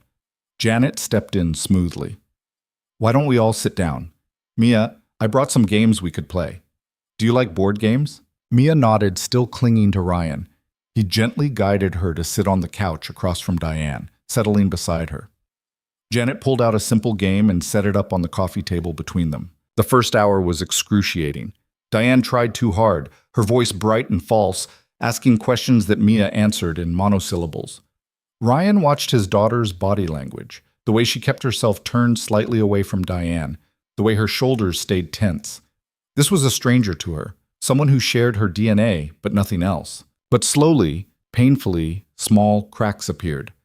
Diane mentioned that she used to love drawing when she was Mia's age, and Mia perked up, asking what kind of things she drew. They discovered they both hated mushrooms, that they both loved the color purple. Small things, but they were something. By the end of the visit, Mia was actually smiling, if cautiously. When it was time to go, Diane asked if she could hug her goodbye. Mia looked at Ryan first, seeking permission. He nodded, and Mia allowed a brief, awkward hug before hurrying back to Ryan's side. In the car on the way home, Mia was quiet again. Ryan didn't push. When they got back to the apartment, she went straight to her room. Ryan gave her space, knowing she needed to process everything in her own way. That evening, Aurora came over with Chinese takeout. She'd started doing that more often, just showing up with food or coffee or her presence, becoming a steady fixture in their lives. Ryan was still getting used to it, to having someone who wanted to be there without needing anything in return. They ate together at the small kitchen table, Mia picking at her lo mein and not saying much. Aurora didn't try to force conversation. She just was there, solid and calm, letting Mia take her time. Finally, as Aurora was clearing the dishes, Mia spoke up. "She cried when I left." Ryan and Aurora both turned to look at her. "Who did, sweetie?" Aurora asked gently. "Diane, my mom. Whatever I'm supposed to call her. She was crying in the parking lot when we drove away. I saw her in the mirror." Ryan's chest tightened. "How did that make you feel?" Mia shrugged, but her eyes were troubled. "I don't know. Sad, I guess. She seemed really sorry." "She probably is. Does that mean I have to forgive her?" "No, that's up to you. Forgiveness isn't something anyone can make you do." "Do you forgive her?" Ryan sat down next to Mia. "I'm working on it. It's hard to forgive someone who hurt you, but I'm trying because holding on to anger just makes me tired." Mia nodded slowly, processing this. Then she looked at Aurora. "Do you think she'll keep coming to the visits?" "I don't know," Aurora said honestly, "but I hope so. Everyone deserves a second chance to do the right thing." "What if she messes up again?" "Then you'll still have your dad, and me, and Mrs. Kowalski, and everyone else who loves you. Nothing Diane does or doesn't do can change that." Mia seemed satisfied with that answer. She finished her dinner and went to take a bath, leaving Ryan and Aurora alone in the kitchen. "That was rough to watch," Aurora said quietly. "Tell me about it. I wanted to punch something the entire time." "But you didn't. You let Mia make her own choices, her own connections." That's hard. It's the hardest thing I've ever done, and we have to do it again next week, and the week after that, for 6 months. Aurora squeezed his hand. You'll get through it. You're stronger than you think. I don't feel strong. I feel like I'm one bad day away from falling apart. That's what strength is, Ryan. Keeping going even when you feel like you can't. Over the next few weeks, the visits continued. Some went better than others. There was one where Mia cried for the first 20 minutes, overwhelmed by the whole situation. Another where Diane brought an expensive doll that Mia politely accepted but never played with. Slowly, though, a fragile connection began to form. Diane learned to listen more and talk less. Mia learned that it was okay to be curious about her mother without betraying Ryan. Meanwhile, Ryan and Aurora's relationship deepened. She started spending more nights at the apartment, though she always left before Mia woke up. They fell into a rhythm, Aurora helping with dinner, playing games with Mia, becoming part of the family in a way that felt natural rather than forced. But there were still tensions. Aurora's world kept intruding in ways that reminded Ryan just how different their lives were. There was the night her phone wouldn't stop ringing with calls from her board of directors about some crisis at one of her companies. The morning she had to fly to New York for a meeting and didn't get back until late. The reminder that she had responsibilities and a life beyond this garage and this small apartment. And then there was the building, the one Aurora had shown him. They'd talked about it several times, had even started preliminary discussions about contracts and payment terms. But every time they got close to moving forward, Ryan pulled back. The idea of being indebted to Aurora, even in a business sense, still made him uneasy. One evening, about 6 weeks after the custody hearing, Aurora brought it up again. They were sitting on the steps outside the garage, watching the sunset paint the sky orange and pink. Mia was upstairs doing homework. I found an architect who specializes in automotive facilities, Aurora said. She's really good. I thought we could set up a meeting with her, start talking about layout and design. Ryan was quiet. Unless you've changed your mind, Aurora added carefully. I haven't changed my mind, He struggled to find the words. I'm scared. Of what? Of failing. Of taking your money and building this dream and then having it all fall apart. Of proving everyone right who said I couldn't make it on my own. Aurora turned to face him. This wouldn't be on your own. It would be together. That's the whole point. But what if it fails? What if the business doesn't make it, and I can't pay you back, and everything we've built together gets destroyed? Then we deal with it. Together. Ryan, you can't live your whole life afraid of failing. Sometimes you have to take the risk. Easy for you to say. You've got money to burn. As soon as the words left his mouth, Ryan regretted them. Aurora's face went carefully blank. Is that what you think? That money makes everything easy? I didn't mean... No, you did. You think because I'm rich, I've never had to risk anything. Never had to be afraid of failure. Have you? Aurora stood up, her voice sharp. I built my company from the ground up, Ryan. I was 22 years old with an inheritance I didn't want from parents who never gave a damn about me. I could have coasted on that money for the rest of my life. Instead, I risked it all on a business idea that everyone told me would fail. I worked 18-hour days for years. I made decisions that cost people their jobs. I faced down board members who wanted to push me out because I was too young, too female, too different. So yes, I know what it's like to risk everything. I know what it's like to be terrified of failing. Ryan stood too. I'm sorry, you're right. That was unfair. You keep doing this. Every time we get close to something real, you find a way to push me away, to remind both of us that we're from different worlds. Because we are. So what? Who cares? I don't care about the differences. I care about you, about Mia, about building a life together. And what happens when you get tired of slumming it? When you realize you miss your penthouse and your fancy restaurants and your world where everything is clean and perfect? Aurora's eyes flashed with hurt. You really think that's what this is to me? Slumming it? I don't know what to think. I don't understand why someone like you would want someone like me. Because you're real. Because you don't want anything from me except me. Because when I'm with you, I don't have to perform or pretend or be anyone other than who I am. But who you are comes with a whole world attached. Companies and board meetings and private investigators following you around. That's not going to change. I never said it would. But you keep acting like it's a deal breaker. Like you can't possibly be with me because I have money. It's not just the money, it's everything that comes with it. The attention, the pressure, the constant reminder that I don't belong in your world. You belong wherever you choose to be, and I choose to be here with you. Why can't that be enough? Ryan wanted to say it was enough, wanted to let go of all the fear and insecurity and just trust that they could make it work. But the words stuck in his throat. Aurora read his silence correctly. You know what? Maybe you're right. Maybe we are too different. Maybe I've been fooling myself thinking we could build something real. She started walking toward her car. Ryan's heart lurched. Aurora, wait. She turned back. I love you, Ryan. I love Mia. I love this life we've been building together.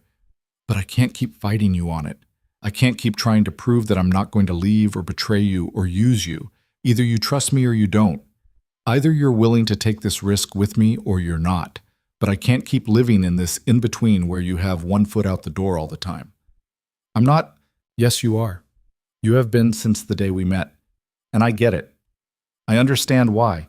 But at some point you have to decide if you're going to let the past control your future or if you're going to choose something different. She got in her car and drove away. Ryan stood there in the parking lot, his chest tight, replaying the conversation in his head. She was right. About all of it. He had been keeping one foot out the door, had been looking for reasons why it wouldn't work instead of believing it could. Upstairs, Mia called for him. He went up and helped her finish her math homework, made her dinner, read her a bedtime story. All the while, his mind was spinning. He'd pushed Aurora away again, and this time she might not come back. The next 3 days were the longest of Ryan's life. Aurora didn't call or text, didn't show up with food or coffee. The garage felt emptier without her presence. Mia kept asking where she was, why she hadn't visited, if she was mad at them. Ryan didn't know how to answer. On the 4th day, he got a text from Catherine Pierce asking him to come to her office. He dropped Mia at school and drove downtown, his stomach churning with anxiety. Had something happened with the visitation arrangement? Was Diane trying to change the terms? But when he arrived, Catherine wasn't alone. Aurora was there, sitting in one of the leather chairs across from Catherine's desk. She looked tired but composed. She didn't meet Ryan's eyes when he entered. "What's going on?" Ryan asked. Catherine gestured to the empty chair next to Aurora. "Sit down, Mr. Blake. We have some things to discuss." Ryan sat, his heart pounding. Aurora pulled out a folder and set it on the desk. "I had my lawyers draw up a contract," she said, her voice professional and distant, "for the garage building. The terms are fair, market rate interest, 10-year repayment plan, with provisions for adjustments if the business struggles in the early years." Ryan stared at the folder. "Aurora, I also included an option for you to buy me out entirely after 5 years if you prefer to own the property outright. The terms are all spelled out in detail." "Why are you doing this?" She finally looked at him. "Because regardless of what happens between us personally, I believe in this business opportunity. You're talented, Ryan. You deserve the chance to build something bigger than that garage. And I want to invest in that, even if—" Her voice cracked slightly. "Even if we can't make the personal part work." Catherine cleared her throat. "I've reviewed the contract. It's more than fair. Actually, it's generous. The interest rate is below market, and the adjustment clauses heavily favor you." Ryan flipped through the pages, but the words blurred together. "I don't understand. You're still willing to invest in me even after you pushed me away again?" "Yes, because I meant what I said. I believe in you. I believe in what you can build." Aurora stood, preparing to leave. "Read through it. Take your time. Have Catherine review every clause. When you're ready, we can sign and start the process of acquiring the property." "Wait." Ryan stood too. "Can we talk, just the two of us?" Aurora glanced at Catherine, who discreetly left the room. When they were alone, Ryan moved closer to Aurora. "I'm sorry," he said. "You were right about everything. I have been keeping one foot out the door. I've been so afraid of getting hurt that I've been hurting us both. I know why you're scared. I understand it. But Ryan, I can't keep proving myself over and over. At some point, you have to just choose to trust me. I want to. I do trust you. I'm not used to having someone who stays. Everyone I've ever cared about has left. And you're the first person in my life who I could actually see a future with, which makes losing you even more terrifying." Aurora's expression softened slightly. You're not going to lose me by letting me in.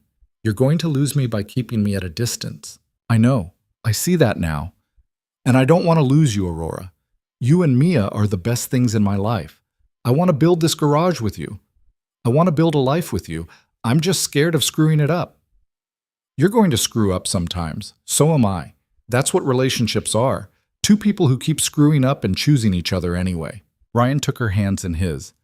Then I'm choosing you. For real this time. No more 1 foot out the door. No more pushing you away when things get hard. I'm all in. You mean that? I mean it, and I'll prove it to you. However long it takes, I'll prove that I'm not going anywhere. Aurora's eyes filled with tears. I'm not asking for proof. I'm just asking you to try. Then I'll try. Every single day, I'll try. She kissed him then, and Ryan felt something shift inside him. A wall he'd been holding up for so long finally crumbling.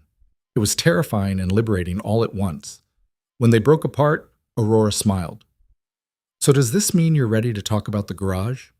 Yeah, let's build something amazing. Over the next several weeks, things moved quickly. Aurora's lawyers handled the property acquisition while Ryan worked with the architect to design the space. It was going to be more than just a garage. It would be a full-service automotive center with multiple bays, a customer lounge, even a small apartment upstairs that was twice the size of their current place. Ryan threw himself into the planning, but he made sure to maintain balance. He kept his regular work schedule at the old garage, spent evenings with Mia, attended the weekly visitation sessions with Diane. Aurora was there for all of it, not taking over but supporting, offering opinions when asked and stepping back when not. The visitations with Diane were getting easier. Mia had started calling her Diane instead of my mom or her, which felt like a healthy middle ground. They'd graduated to unsupervised visits at a park near the counseling center, with Ryan watching from a bench nearby. Diane was learning to be patient, to let Mia come to her instead of pushing too hard. It wasn't perfect, but it was progress. One afternoon, about 3 months after the court ruling, Ryan was at the new building site overseeing some construction when Diane showed up. He was surprised to see her. Their interactions since the custody hearing had been limited to brief exchanges during drop-offs and pickups. Can we talk? She asked. Ryan gestured to a makeshift table set up in what would eventually be the customer lounge. They sat down across from each other. This place is going to be incredible, Diane said, looking around. That's the plan. Aurora's backing it? Ryan nodded. As a business investment. She really loves you, and Mia. I know. Diane was quiet for a moment. I owe you an apology, a real one, not the court-ordered kind. Ryan waited. I was a coward 5 years ago. I was scared and overwhelmed, and instead of asking for help or figuring it out, I ran. I abandoned my daughter and convinced myself it was the right thing to do, but it wasn't. It was the selfish thing to do. Why are you telling me this now? Because I've been spending time with Mia, getting to know her, and I see what an incredible kid she is. And that's all you, Ryan. You raised her. You shaped who she's becoming. And I threw that away because I wasn't brave enough to do the hard work. Ryan's throat tightened. You're doing the hard work now. Maybe, but I'll never get back those 5 years. I missed her first day of school, her first lost tooth, her learning to read.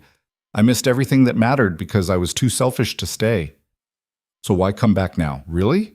Diane met his eyes. Because Marcus asked me if I had any regrets, and I realized that Mia was my biggest one. He encouraged me to try to make it right. But he also told me that if I was going to do it, I needed to do it for the right reasons. Not to play house or complete some picture of a perfect family, but because I genuinely wanted to be her mother. And do you? I want to try. I know I can't undo the past. I know I'll never be what you've been to her. But I want to be something, even if it's just someone she sees a few times a month, someone who cares about her. Ryan studied her face. The remorse there seemed genuine. She's starting to trust you, you know. She talks about your visits sometimes. She's curious about you. I know, and that terrifies me. What if I mess this up? What if I let her down again? Then you get back up and keep trying. That's what being a parent is. Showing up even when it's hard, even when you mess up. You make it sound so simple. It's not simple. It's the hardest thing I've ever done, but it's worth it. Diane nodded slowly. Thank you for giving me this chance. You could have fought the visitation, made it as difficult as possible. But you didn't. Because despite everything, Mia deserves to know her mother. If you're willing to actually be that for her. I am. I promise, Ryan. I'm not going to disappear again. Time would tell if that promise held, but Ryan wanted to believe her. For Mia's sake, he wanted to believe that people could change. As construction on the new garage progressed, Ryan found himself thinking about the future more and more. About what life would look like once they moved into the new space. About whether Aurora would move in with them or keep her own place. About how to navigate blending their very different worlds into something that worked.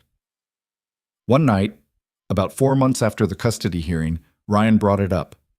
They were lying in his bed, Mia asleep down the hall, the city quiet outside the window. I've been thinking, he said. Aurora turned to face him. About what? About us. About what happens when we move into the new place. What do you want to happen? I want you to move in with us, officially, not just staying over some nights, but actually living together. Aurora propped herself up on one elbow. Are you sure? That's a big step. I'm sure. Mia already thinks of you as family. I think of you as family. Why keep pretending otherwise? What about your independence, your need to do things on your own? I'm learning that doing things on my own and doing things alone aren't the same thing. I can still be independent while letting you be part of my life, part of our life. Aurora smiled. I'd like that, but I have a condition. What's that? We do this right. We sit down with Mia, explain what it means, make sure she's comfortable with it. This is her home too. Agreed. They talked to Mia the next day over breakfast. Ryan had been nervous about how she'd react, but Mia just grinned. Does this mean Aurora's going to live here all the time? If you're okay with it, Ryan said. Of course I'm okay with it. Can we get a dog now? Aurora laughed. We'll talk about the dog. That means no, Mia said wisely, but she was still grinning.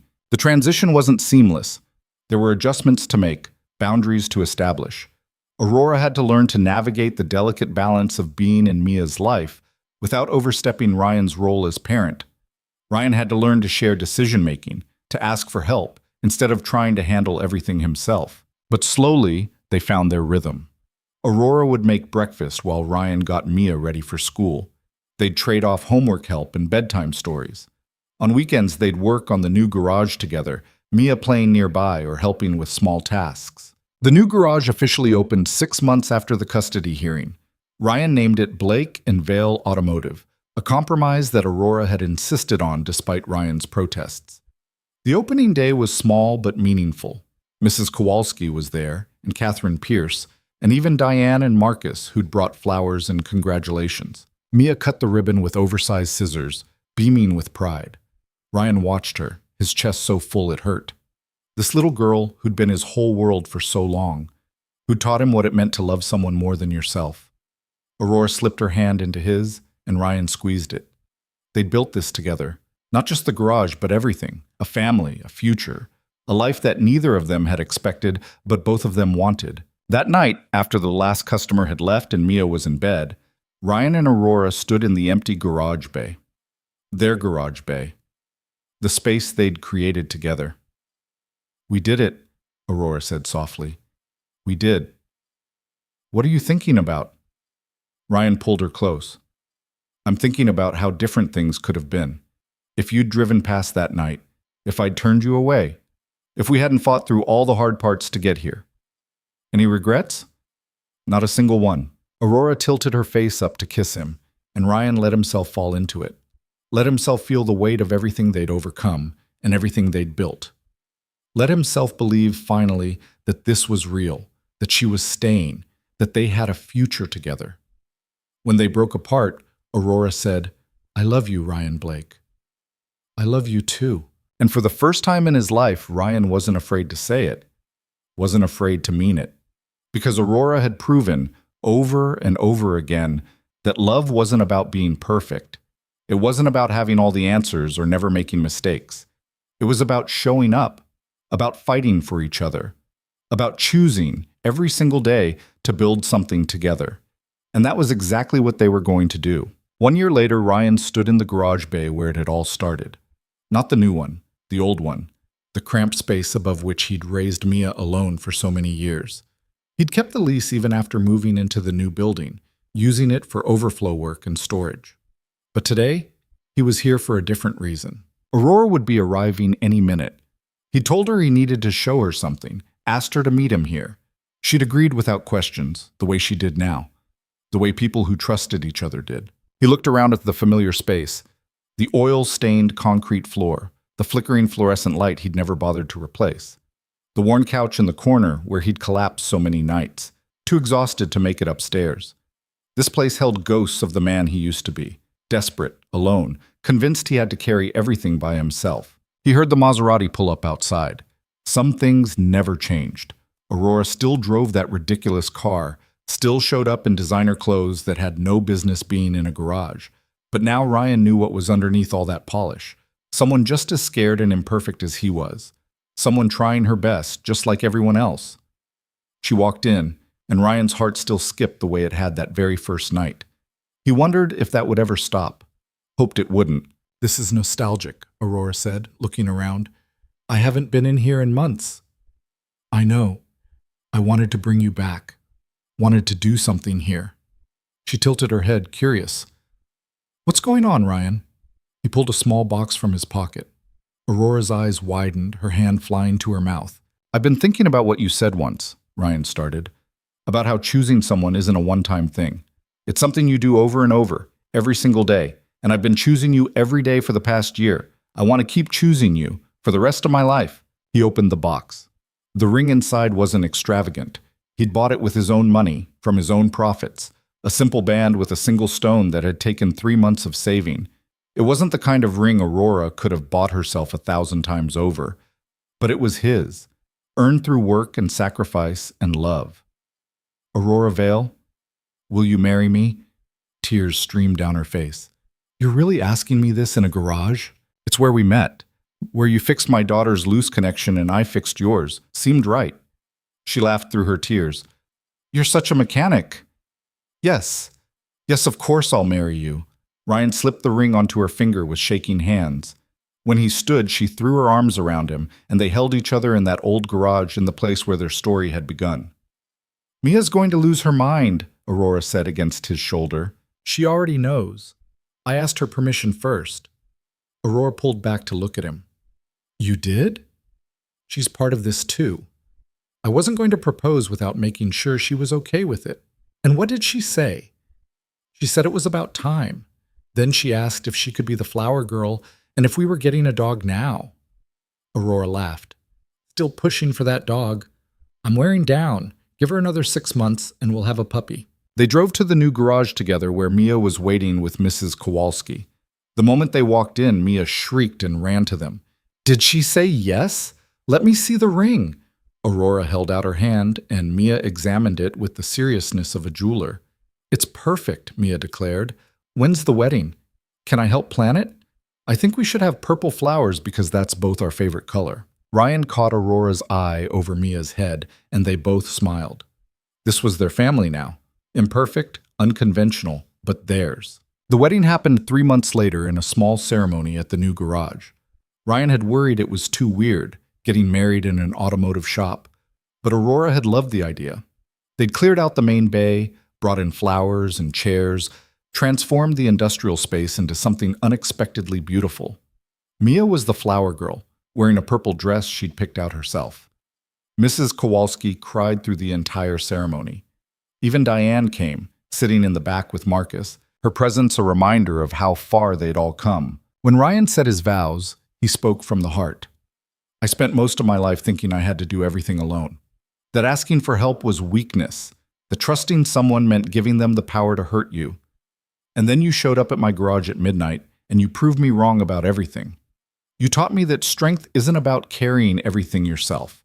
It's about knowing when to let someone help carry the load. You taught me that trust isn't about certainty. It's about choosing to believe in someone even when you're scared.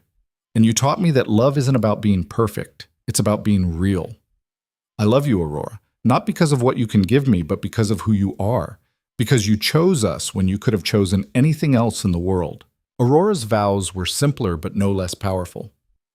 "Ryan Blake, you saw me when I was invisible. You treated me like a person when everyone else treated me like a bank account. You gave me a family when I thought I'd lost the ability to have one. I promise to choose you every single day for the rest of our lives. I promise to stand beside you, not in front of you or behind you, but beside you. Partners, always." When they kissed, Mia cheered louder than anyone. The reception was small but joyful. They danced in the garage bay, ate cake that Mrs. Kowalski had made, told stories and laughed until their sides hurt.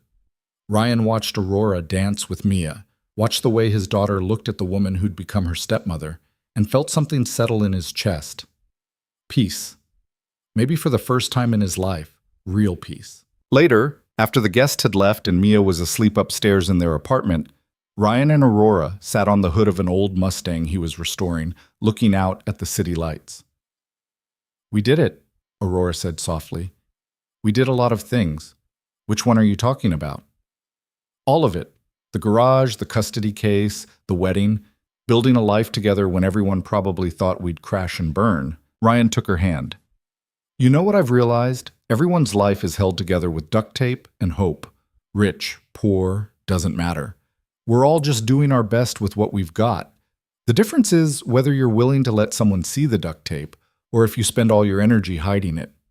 That's surprisingly philosophical for a mechanic. "I've had a lot of time to think while changing oil." Aurora leaned her head on his shoulder. "What are you going to do with all that thinking now that you have help running the business?"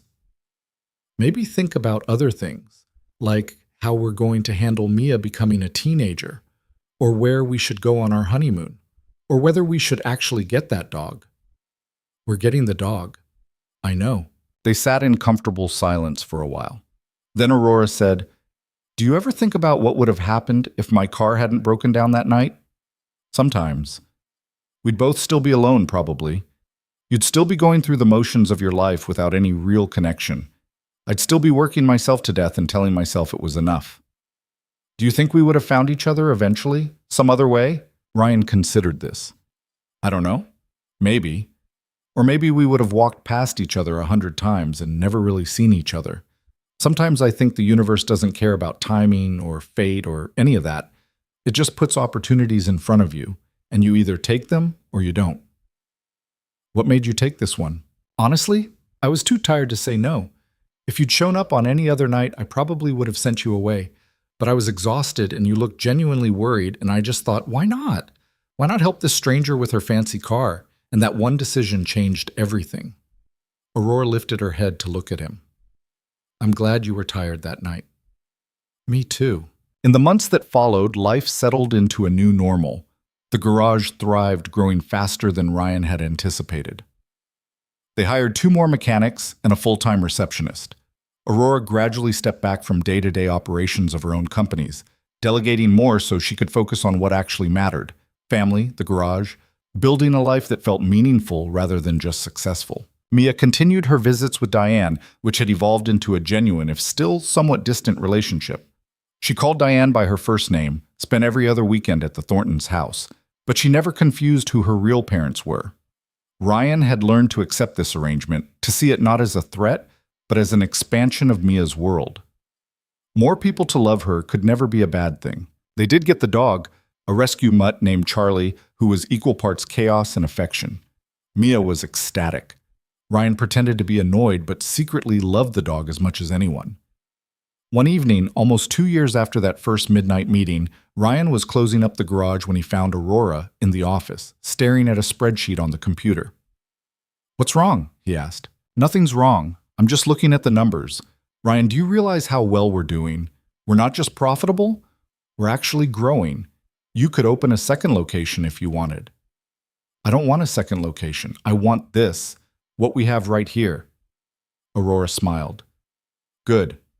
Because I don't want that either. I spent too many years chasing growth for growth's sake. Now I just want to build something sustainable, something that makes us happy." Ryan sat down next to her. "Can I tell you something? Something I've never told anyone?" "Of course. When I was in foster care, there was this counselor who told me I'd never amount to anything. Said kids like me, kids with no family, no support system, we were destined to fail. And for the longest time, I believed him. I thought the best I could hope for was survival, getting by. I never imagined I could actually build something, have a family, be happy." Aurora took his hand. And now? Now I have everything I never thought I could have. A daughter who's thriving. A business I'm proud of. A wife who sees me for who I am and loves me anyway. I proved that counselor wrong, but more than that, I proved myself wrong. I thought I knew what my life was going to be. Turns out, I didn't know anything. None of us do. We're all just making it up as we go along. Yeah, but at least now I'm making it up with you. They sat together in the quiet office, surrounded by the evidence of everything they'd built. Outside, the city hummed with life. People rushing to appointments, fighting their own battles, carrying their own burdens. Everyone struggling, everyone surviving, everyone hoping for something better. Ryan thought about the man he'd been 2 years ago. Exhausted, alone, convinced that asking for help was weakness. He barely recognized that person anymore. Aurora had changed him, but not by fixing him or saving him. She'd changed him by showing him that he didn't need to be fixed or saved, that he was enough exactly as he was. And in being enough for her, he'd learned to be enough for himself. That was the real gift she'd given him. Not money or opportunities or a fancy building, but the belief that he deserved good things, that his life could be about more than just survival, that love wasn't something other people got to have. It was something he could have too, if he was brave enough to reach for it. And he had reached for it. Despite every instinct telling him to protect himself, despite every past hurt screaming at him to run, he'd reached for Aurora and held on. They both had. Two broken people choosing each other, choosing to build something new from their broken pieces. Maybe that was what love really was. Not finding someone perfect, but finding someone whose brokenness fit with yours. Someone willing to see your worst parts and stay anyway. Someone who chose you not despite your flaws, but because of your whole messy, complicated, imperfect self. Ryan looked at Aurora, his wife, his partner, his choice, and felt grateful. For the broken connector that had brought her to his garage. For the courage to say yes when every part of him wanted to say no. For every hard conversation and every moment of doubt that they'd pushed through together. Life wasn't perfect. It never would be. There would be more challenges ahead, more moments of fear and uncertainty, but they would face them together. And that made all the difference. Because in the end, nobody gets through life alone. We all need someone to help carry the load, someone to remind us we're worth fighting for, someone to choose us over and over again until we learn to choose ourselves. Ryan had learned that lesson, and he'd spend the rest of his life grateful that a young billionaire's car had broken down on his street at midnight, bringing them together when they both needed it most. Sometimes the best things in life come from the moments when everything breaks down. You just have to be brave enough to fix what's broken and build something new from the pieces.